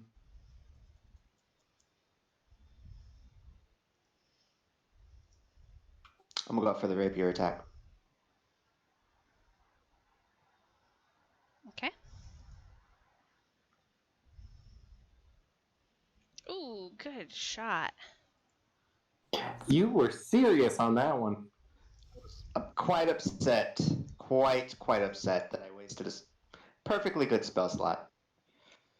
Okay, and that's your So turn? upset. I'm gonna add Psychic Blades to that.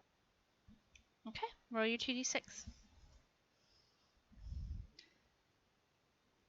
Okay, that seems pretty effective. As opposed to your rapier stab. I mean, it was okay-ish, I guess.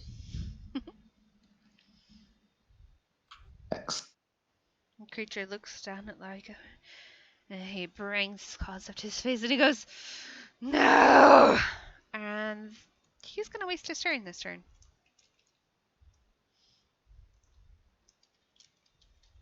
Hang on one sec. I gotta go flip laundry over. Val. If I'm just taking something out of my pocket, is that a free action? Yeah, you just you get one little freebie. Alrighty. I'm just going to take that card out and say, Rictavio, and then slice that little dude up, hopefully enough. Okay, so you do.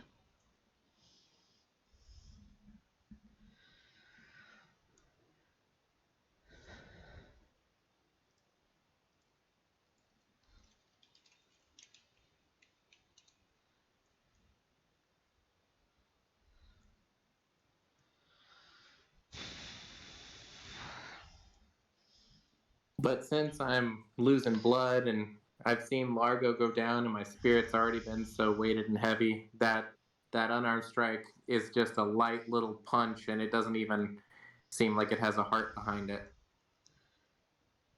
Much like the guard that's next to you, you're shaking and you don't get a good punch.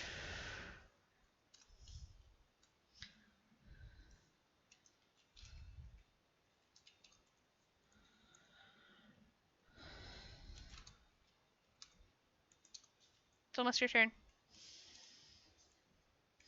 The guard, much like you, will bring his sword down, not effectively, but enough to get a little damage in.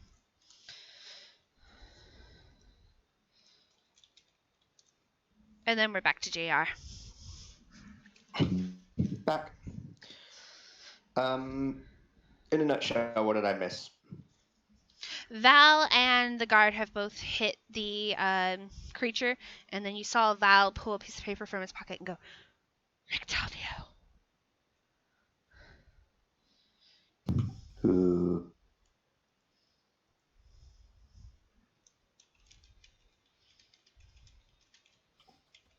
Okay, is the vampire right on somebody? It's right in front of Val. And Val's ready for it. And how's this vampire looking? He doesn't look as strong as he has looked. He looks some of he's okay. So let me put it this way. So his wounds keep healing remarkably fast. However, y'all have been dealing damage faster than he can heal. And at this point, he's kind of swaying. Okay, I get it.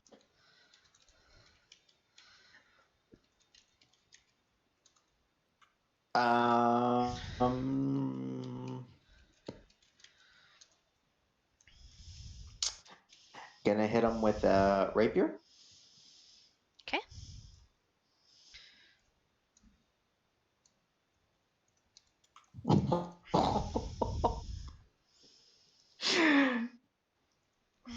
And gonna come back with a dagger.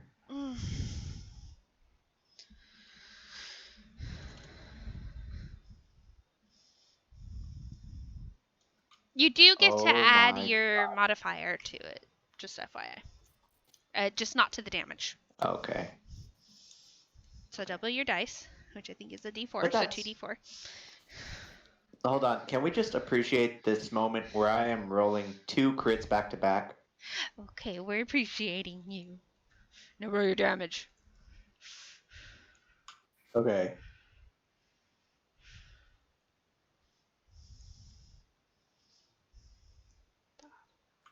That's 15 total. Okay.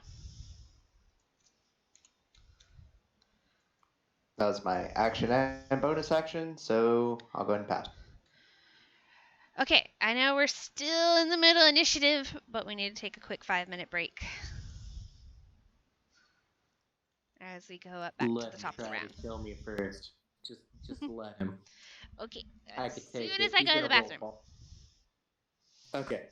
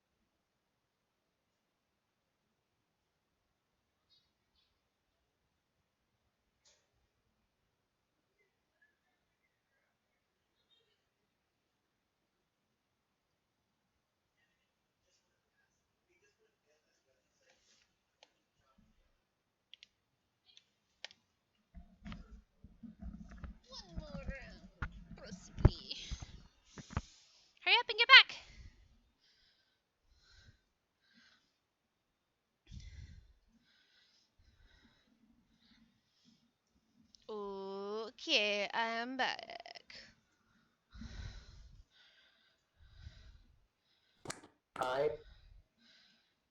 You never left, right? I never leave. That seems to be a symptom of John's. Except when I die. No. I need Val to make an acrobatics check. I'd offer athletics, but I know he's going to choose acrobatics. Whoa. He has to beat an 18? He's good. He's equally as good as this creature. Never mind, he's grappled. Woo! Equally good on a good day. What is your AC? 17? It is. Okay, you're good. Ha, try those claws. And now it's your turn. You're grappled. For real this time. I don't even know how to take their grappled status off. Nah, brah.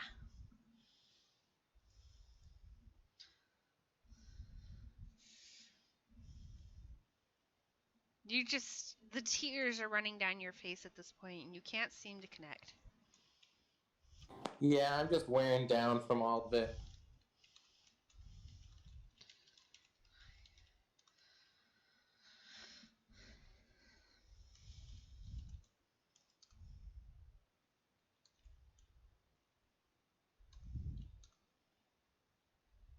Aha, connect.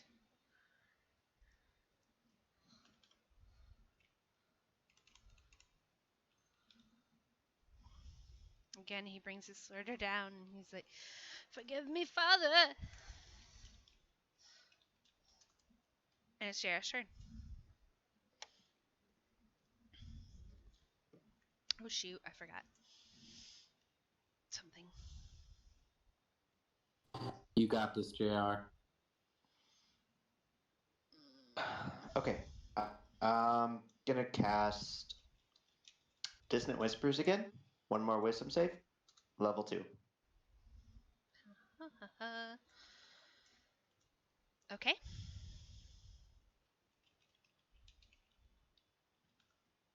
And then before we move on from your turn, I'm gonna do something else. Save 16. Okay, correct me if I'm wrong, but Dissonant Whispers don't they take half if they save? Am I wrong?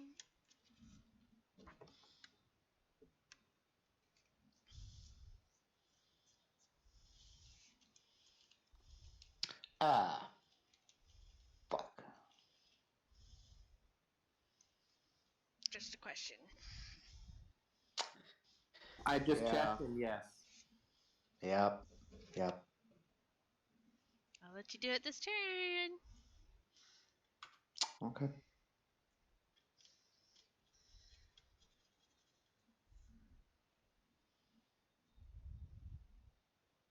So 4? 4 points. Okay. Oh, that was at level 2, so it should be. Add another d6 or whatever.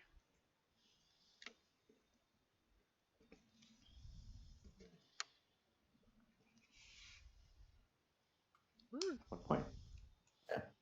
Hey, it's something. I mean, I could have only really gotten 1 or 2 points. So. Okay. So that actually could have got 3, but anyways, so just as you do that, you see another figure begin running towards the creature that's holding Val, and let's see.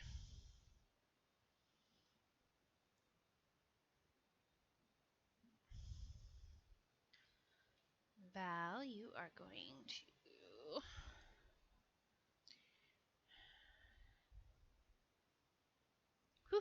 Got that high AC. Try me.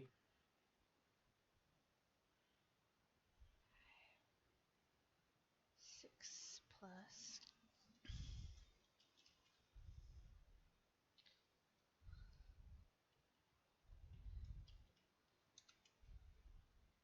You're gonna get 31 hit points back. Oh, that's the nicest thing I've heard all night.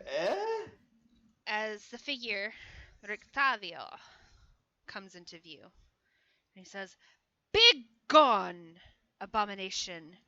And you see the staff, the stick he's holding, light up. Since Largo went down and the light was gone, I forgot about that. That's y'all's freebie. Well, JR's freebie, really. You see light emanating from the stick he's holding. And that brings us back to the creature.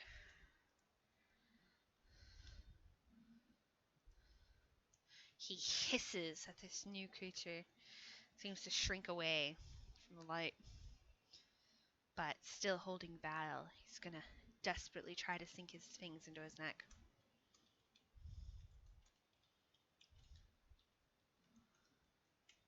Not able to quite get purchase as he seems to be shrinking.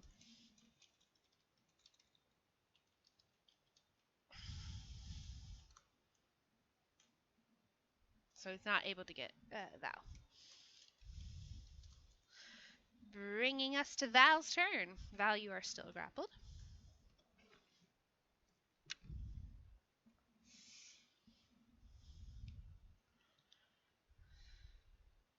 That will hit. 463. Very good. 67. One might call me driven. Noise. And then Rictavio is, let's see.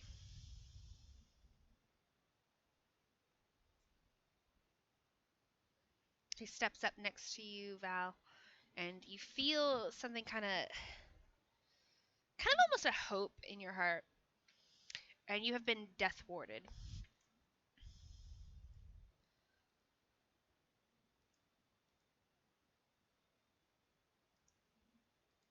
And then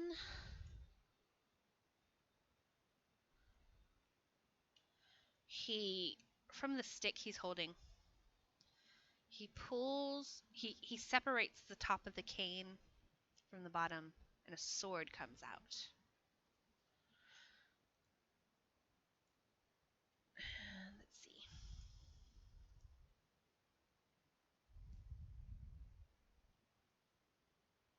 +4.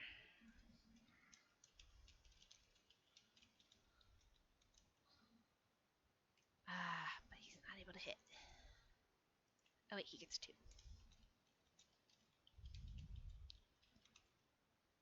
He still can't hit. So he brings a sword on either side of this creature's face, but the creature ducks underneath it, hissing, prepared for these attacks.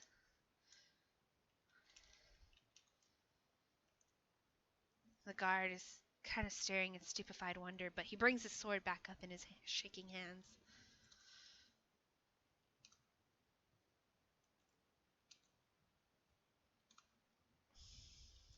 And he seems almost invigorated by Rictavio's presence.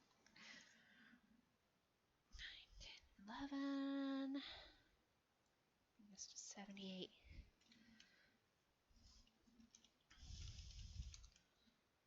JR, this creature is not looking well at all. His grasp on Val seems almost tenuous.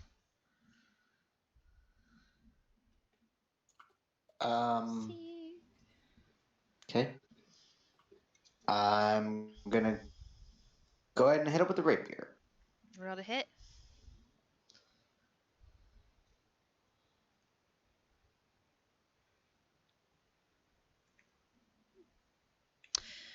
JR, tell me how you'd like to do this.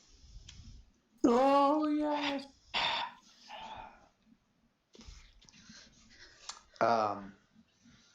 So it's just fight, just back and forth, and JR kind of figures out, like he sees Largo, and as his last line,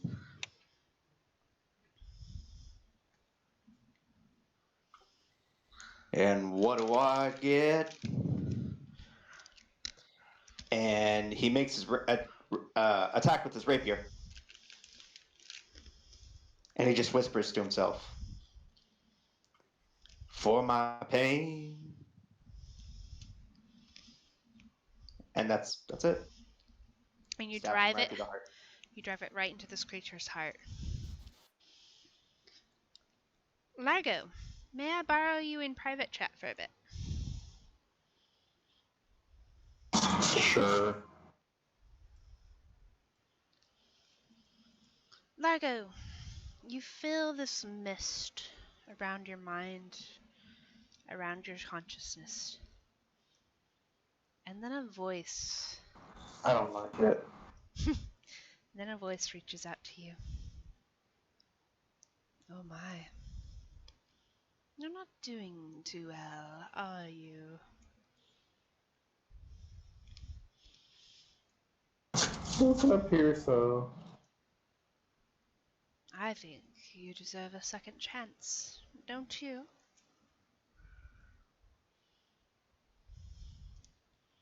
I don't know. After all, you have unfinished business. There is that. I can help you, if you'd like.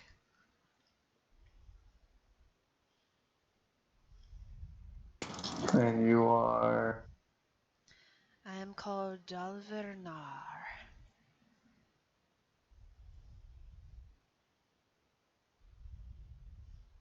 Am I familiar with that name, Rebecca? Make a history check.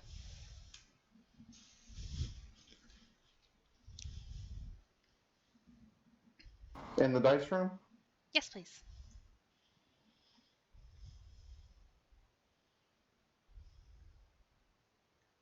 It doesn't even No. niggle the back of your mind. This is not a name you've heard before. And how would you help me? I would give you a second chance and perhaps strength, fortitude. Could use more of that. You definitely need help, I think.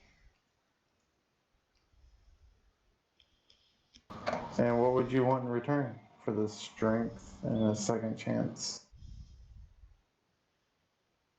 Nothing yet.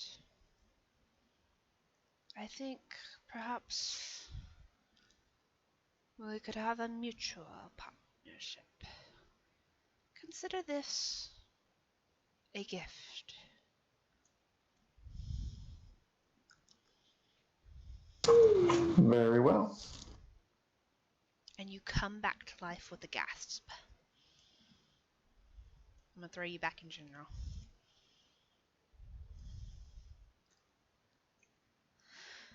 Van Nerkten is sorry, I don't know who that is. Rictavio is going towards the body, and he brings a wooden stake from the side of his pocket, and he brings it down into the vampire's body. At the same time, Largo comes to life with a gasp. Val will drop to their knees and just hold Largo. Largo! Largo, in addition to your life, you can now cast Chill Touch at will. But as you come back and you sit up, you see that the skin on your left hand has melted away, leaving only bone, though it still functions as a normal hand. Wow. Has anybody noticed? It's not... If you want to try to hide it, just make a sleight of hand. Bidding their passives. I mean, like, I'm holding you, but I'm not looking at your hands or anything. I'm just overjoyed. Nobody seems to have noticed yet. Yeah, there's no way JR would have noticed. He's gonna like kind of tuck his hand and hide it if he can, like You in his curl shirt it or up something. into the folds of your shirt. Yeah. You see Rictavio is driving the stake in the creature's heart, where similar to where Yeah, Jay stabbed it. fuck that guy. If you don't stake a vampire or its spawn, it will always come back, Rictavio says. A slow drawl. How do we know if it's a spawn? We buried a lot of people. A spawn is under the control of whatever creature drained it of its life. He looks at you and he's like, I'm surprised you are not one yourself. Kind of narrows his eyes in your direction. Oh man, I thought it was a goner, but whew, it was close. JR. Get in there. JR is just standing there with his jaw like completely to the floor, like unable to really say anything.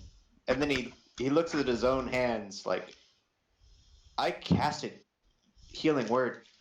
Like, what? Did you say that out loud or? I'm mumbling it. I'm definitely mumbling it. Yeah, it's kind of more to Really loud. himself. That must have been it then. Val's like, it doesn't matter. Largo's here. I don't care about anything else. Largo's here still. Octavio comes and puts his hand on your shoulder, Val, and he goes, I'm glad you called me friend. I'm so sorry. I didn't mean to use it so soon. Everything just went all over the place. I warned you. Nights are dangerous in Barovia. It would not do to travel by yourself again. I'm just glad you're safe. And I'll kind of like put my hand on his and kind of lean over onto it and just say, thank you. Of course.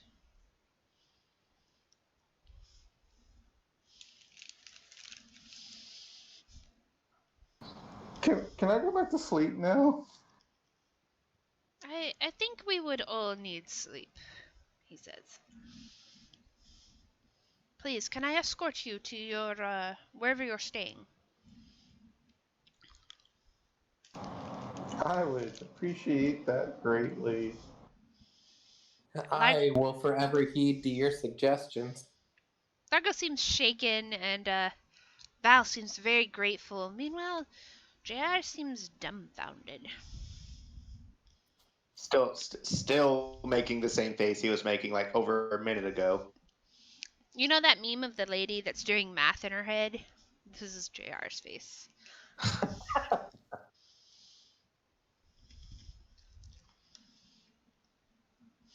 But you do all eventually make your way back to the orphanage, and there Rictavio will kind of just press on your shoulder, Val, before releasing his grasp and saying, I bid you good night. I hope you are able to rest. Again, thank you. It is my pleasure.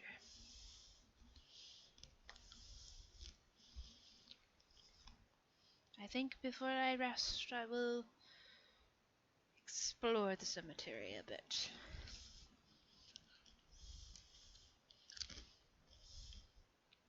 Just be careful. Like I said, we buried a bunch of them.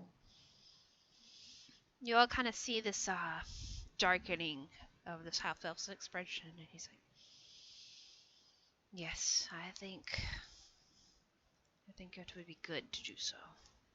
And he moves off sullenly. That's a cool dude.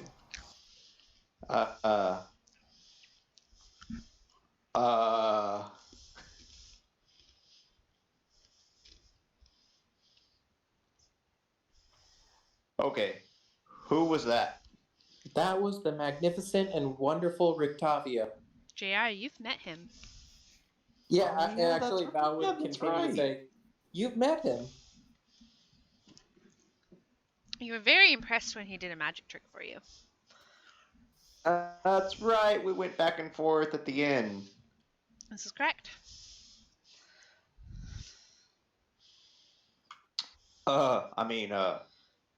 Sorry. It's just a lot's going on. Kind of just still like eyeing over Largo, like just kind of looking at all angles, kind of stepping around him, looking at him. I'm so sorry for all of that. It was my fault. I was out later and things just kind of went all over the place. No, we heard a scream. There was a lady in trouble. It had nothing to do with you. I had encountered them originally. I thought I led them further away from the orphanage, but I guess they felt back. Now, you do know that when you ran out towards the gate, Val, you have to run back past the orphanage to get back to the north gate from the west gate. So they were on the main road.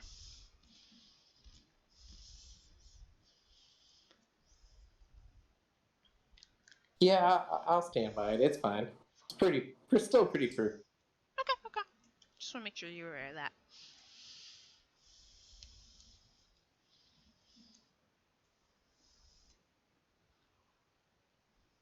Okay. What? Sorry, what were you saying? We probably should have mentioned to him there was a lady that got drained as well. Maybe he'll see her. He was definitely moving off in that direction.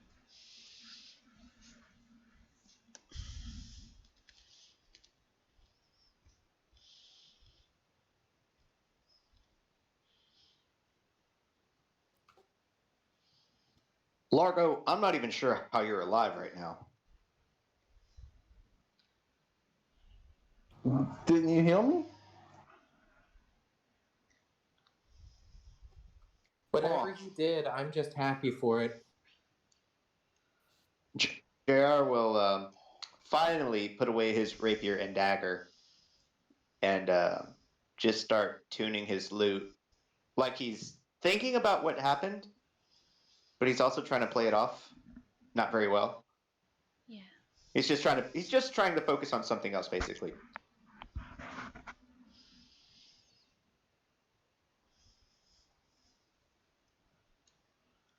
Okay, so you see JR pull out this lute, and he seems to kind of almost sink into his own mind and seem to be ignoring you two as y'all begin to sit and perhaps resume your rest. After I heal myself a little. Yeah, you're like a little poof, shock. Little defibrillator. Also, to put on a little show, maybe it helps relieve his mind a little to see me cast my healing on me. Yeah, you see a little radiant light kind of glow from his dominant hand as he touches himself, and some of his wounds begin to cure up.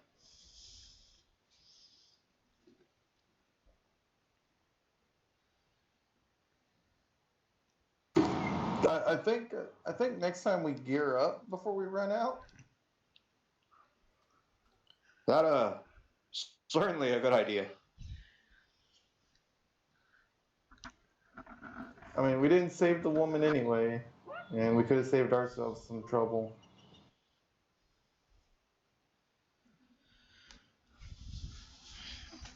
Yeah.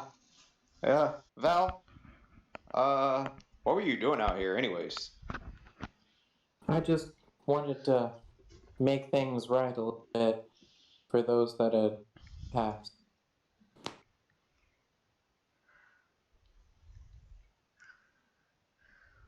Well, glad you're okay. That's the main thing. Is my maximum back to normal, Rebecca? Not until you finish a long rest, which I assume y'all gonna do pretty soon. Oh yeah. Yeah, we're on the way to it. So once y'all I'll finish, catch sleep on myself if I have to.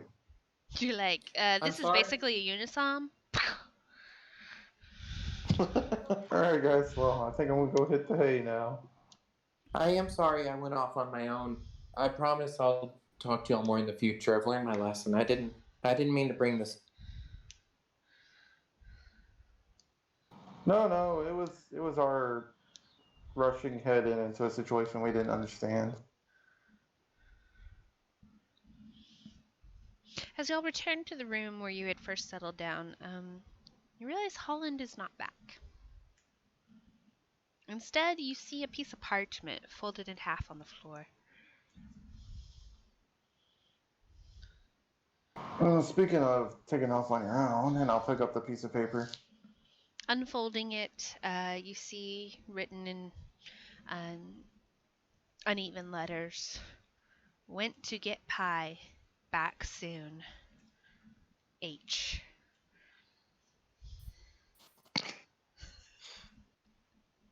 Apparently, he needed pie, guys. I don't want to be pushy on y'all, but I mean, once you start eating meat, it really does a number to you. They're just. Have I been craving pie lately? You have throughout today. As you remember, you were telling Largo at one point, you're like, "Man, I could really go for some pie." So I guess that makes sense. Yeah. That I was would. still today. Yeah, even though she hasn't made us do any checks or anything today, that was in the same day. Gotcha.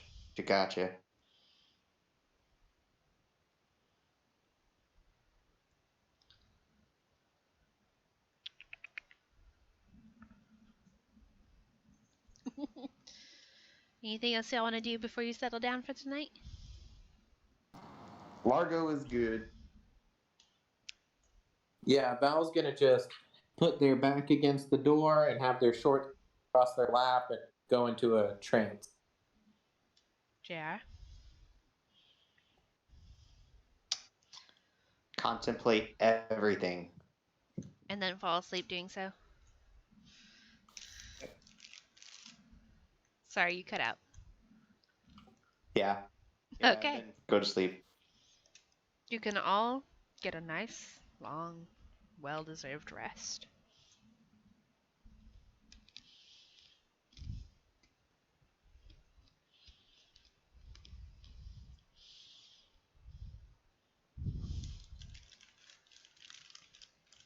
Don't eat that. Damn cats. Hey, hey, hey.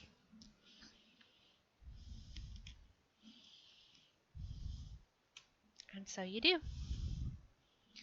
Morning breaks, and the attic that you're resting in, the sun begins to come into the lone window, passing first against JR's eyes, then Val's, then Largo's, before the whole room is lit up in tepid sunlight. Just a pale, wan imitation of what you're used to seeing in your own plane.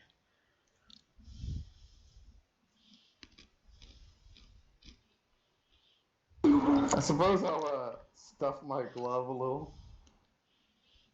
You absolutely do. So you kind of bring out your gloves from your pack and stuff a little extra cloth in there. And it looks strange, especially since it's warm weather, but not immediately noticeable. So unless somebody were specifically looking at your hand, Well, I they're not mentioned going it to as notice. part of my armor, There you go. I forgot you wore armor. like the gauntlet or whatever. This is true. That's all JR ever does is stare at people's hands. Shut up, JR. That's not creepy. That's not creepy at all. I never know when a skeletal hand could just come out of nowhere. So the gauntlets of your scale mail, you just kind of stuff them up. So it's Yeah. not noticeable unless somebody were specifically looking for a freaky hand. They wouldn't notice. Or like to try to shake that hand. Or if Right. someone like in fear tries to hold that hand. I'm just saying, you know Val, so you might want to position yourself in fearful moments to the right side. Assuming right is your dominant hand. Well, actually, Right. if there was time in the morning, Largo probably would have gone to Val Okay, to try to have a one-on-one chat. sure. Yeah, Val is usually awake well before anybody else, needing not real sleep. Oh yeah, because he does the trance thing. Mhm. I say he. Sorry. Uh, so Largo goes to Val, knocks on their door. Oh no, I'm just by our door. We're all in the same room. Yeah, y'all Oh. are all in the attic where you killed the demon. Oh, okay, that was my mistake. That does make sense, yeah. There wasn't a lot of rooms in Okay, this well orphanage. then he'd probably try to pull Val out of the room and be like, "Hey, you got a second to talk?" Oh yeah, of course, always. You pull him down the ladder, or pull Val down the ladder. Sorry. So, I died last night. I know it was pretty crazy until. No, I was dead. No coming back. What happened? How are you here?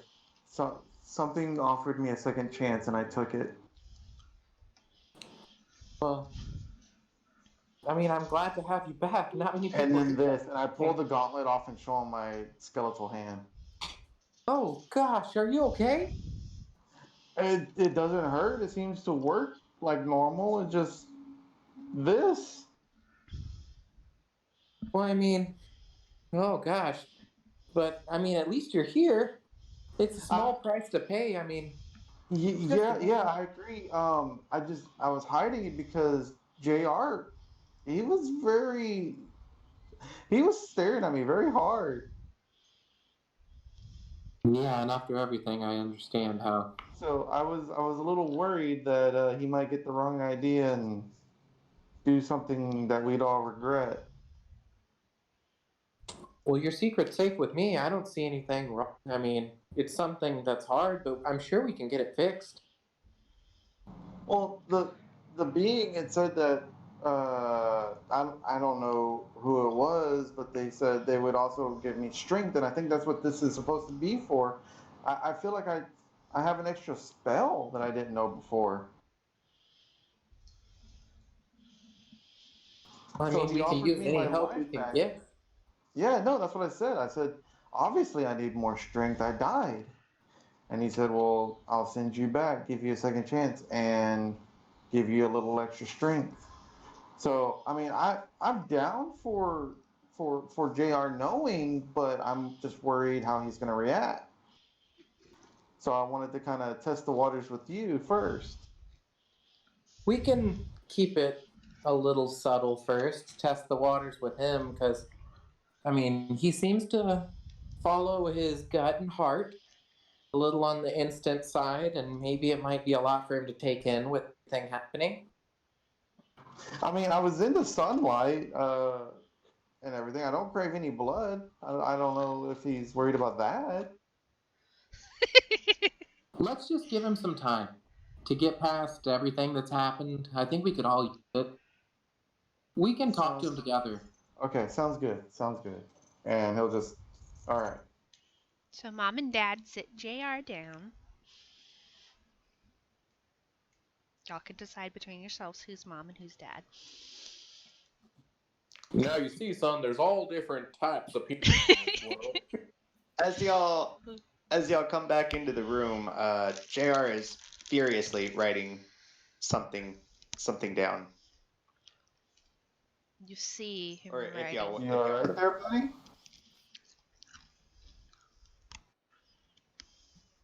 Oh, yeah. I just was just handwriting some lyrics. Oh, feeling inspired this morning. Yeah. I mean, I'm happy you're back. I am too. I really thought.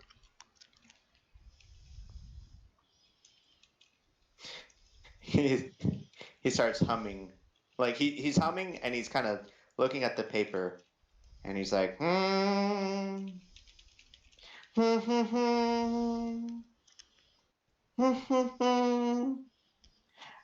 to you. No, no, no.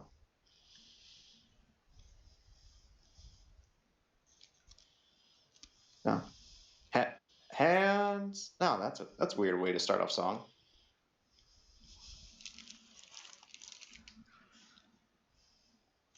Touching you. Sorry.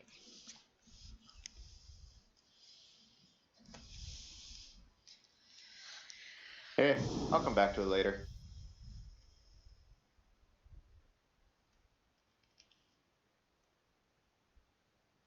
Fair enough. Would Val have gone back into the room? Yeah, they're both in the room with you, and they're giving you that soft look. Like that look your parents would give you when they were telling you, you're moving again.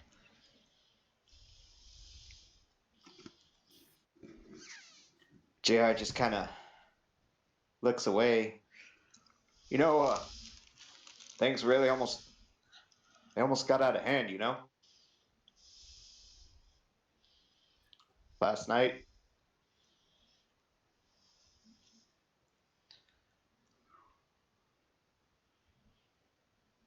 Speaking of hand, look. That's so fucked up. Let's bring it to him gently. Not. Falcon! Oh, sorry, Falcon. We should do this slowly. Oh my god, I fucked up.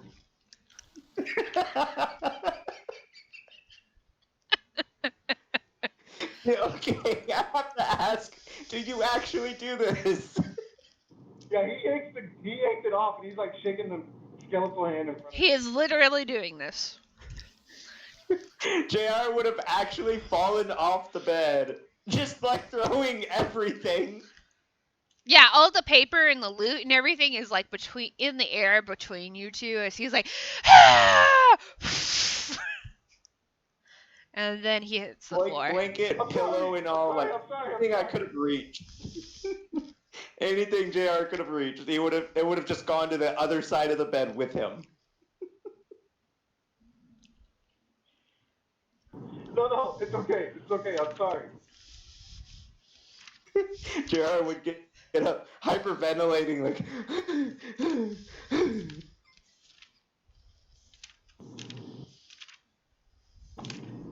It's not as bad as it looks, I promise. Everything's really okay. It's okay. He looks at Val. Are you sure? Because it looks pretty bad, man. Yeah, Marco you just know, looks it's at nothing Val we and can't he's fix. And he's like mouthing, "I'm sorry."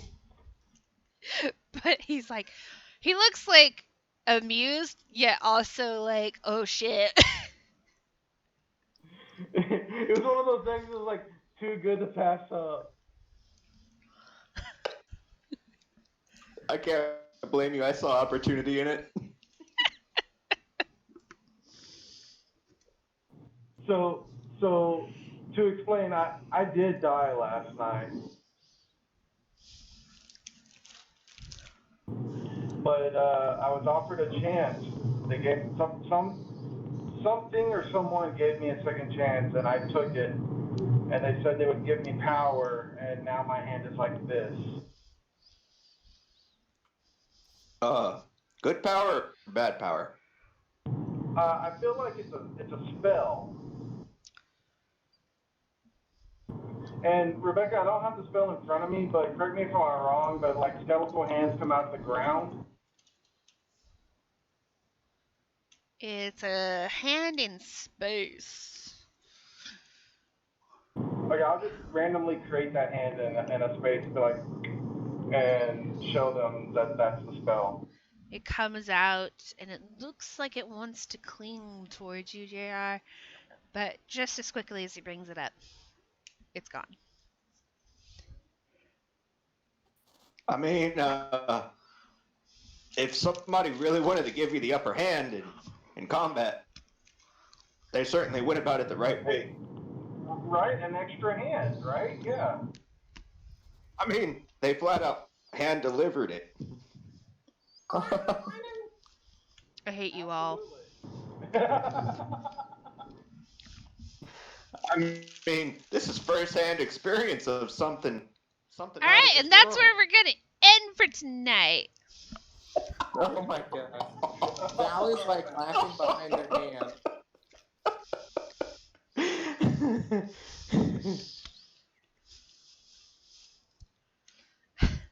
But for real, we do need to start wrapping it up. Okay. You get one more pun, and then we gotta go. So make it a good one.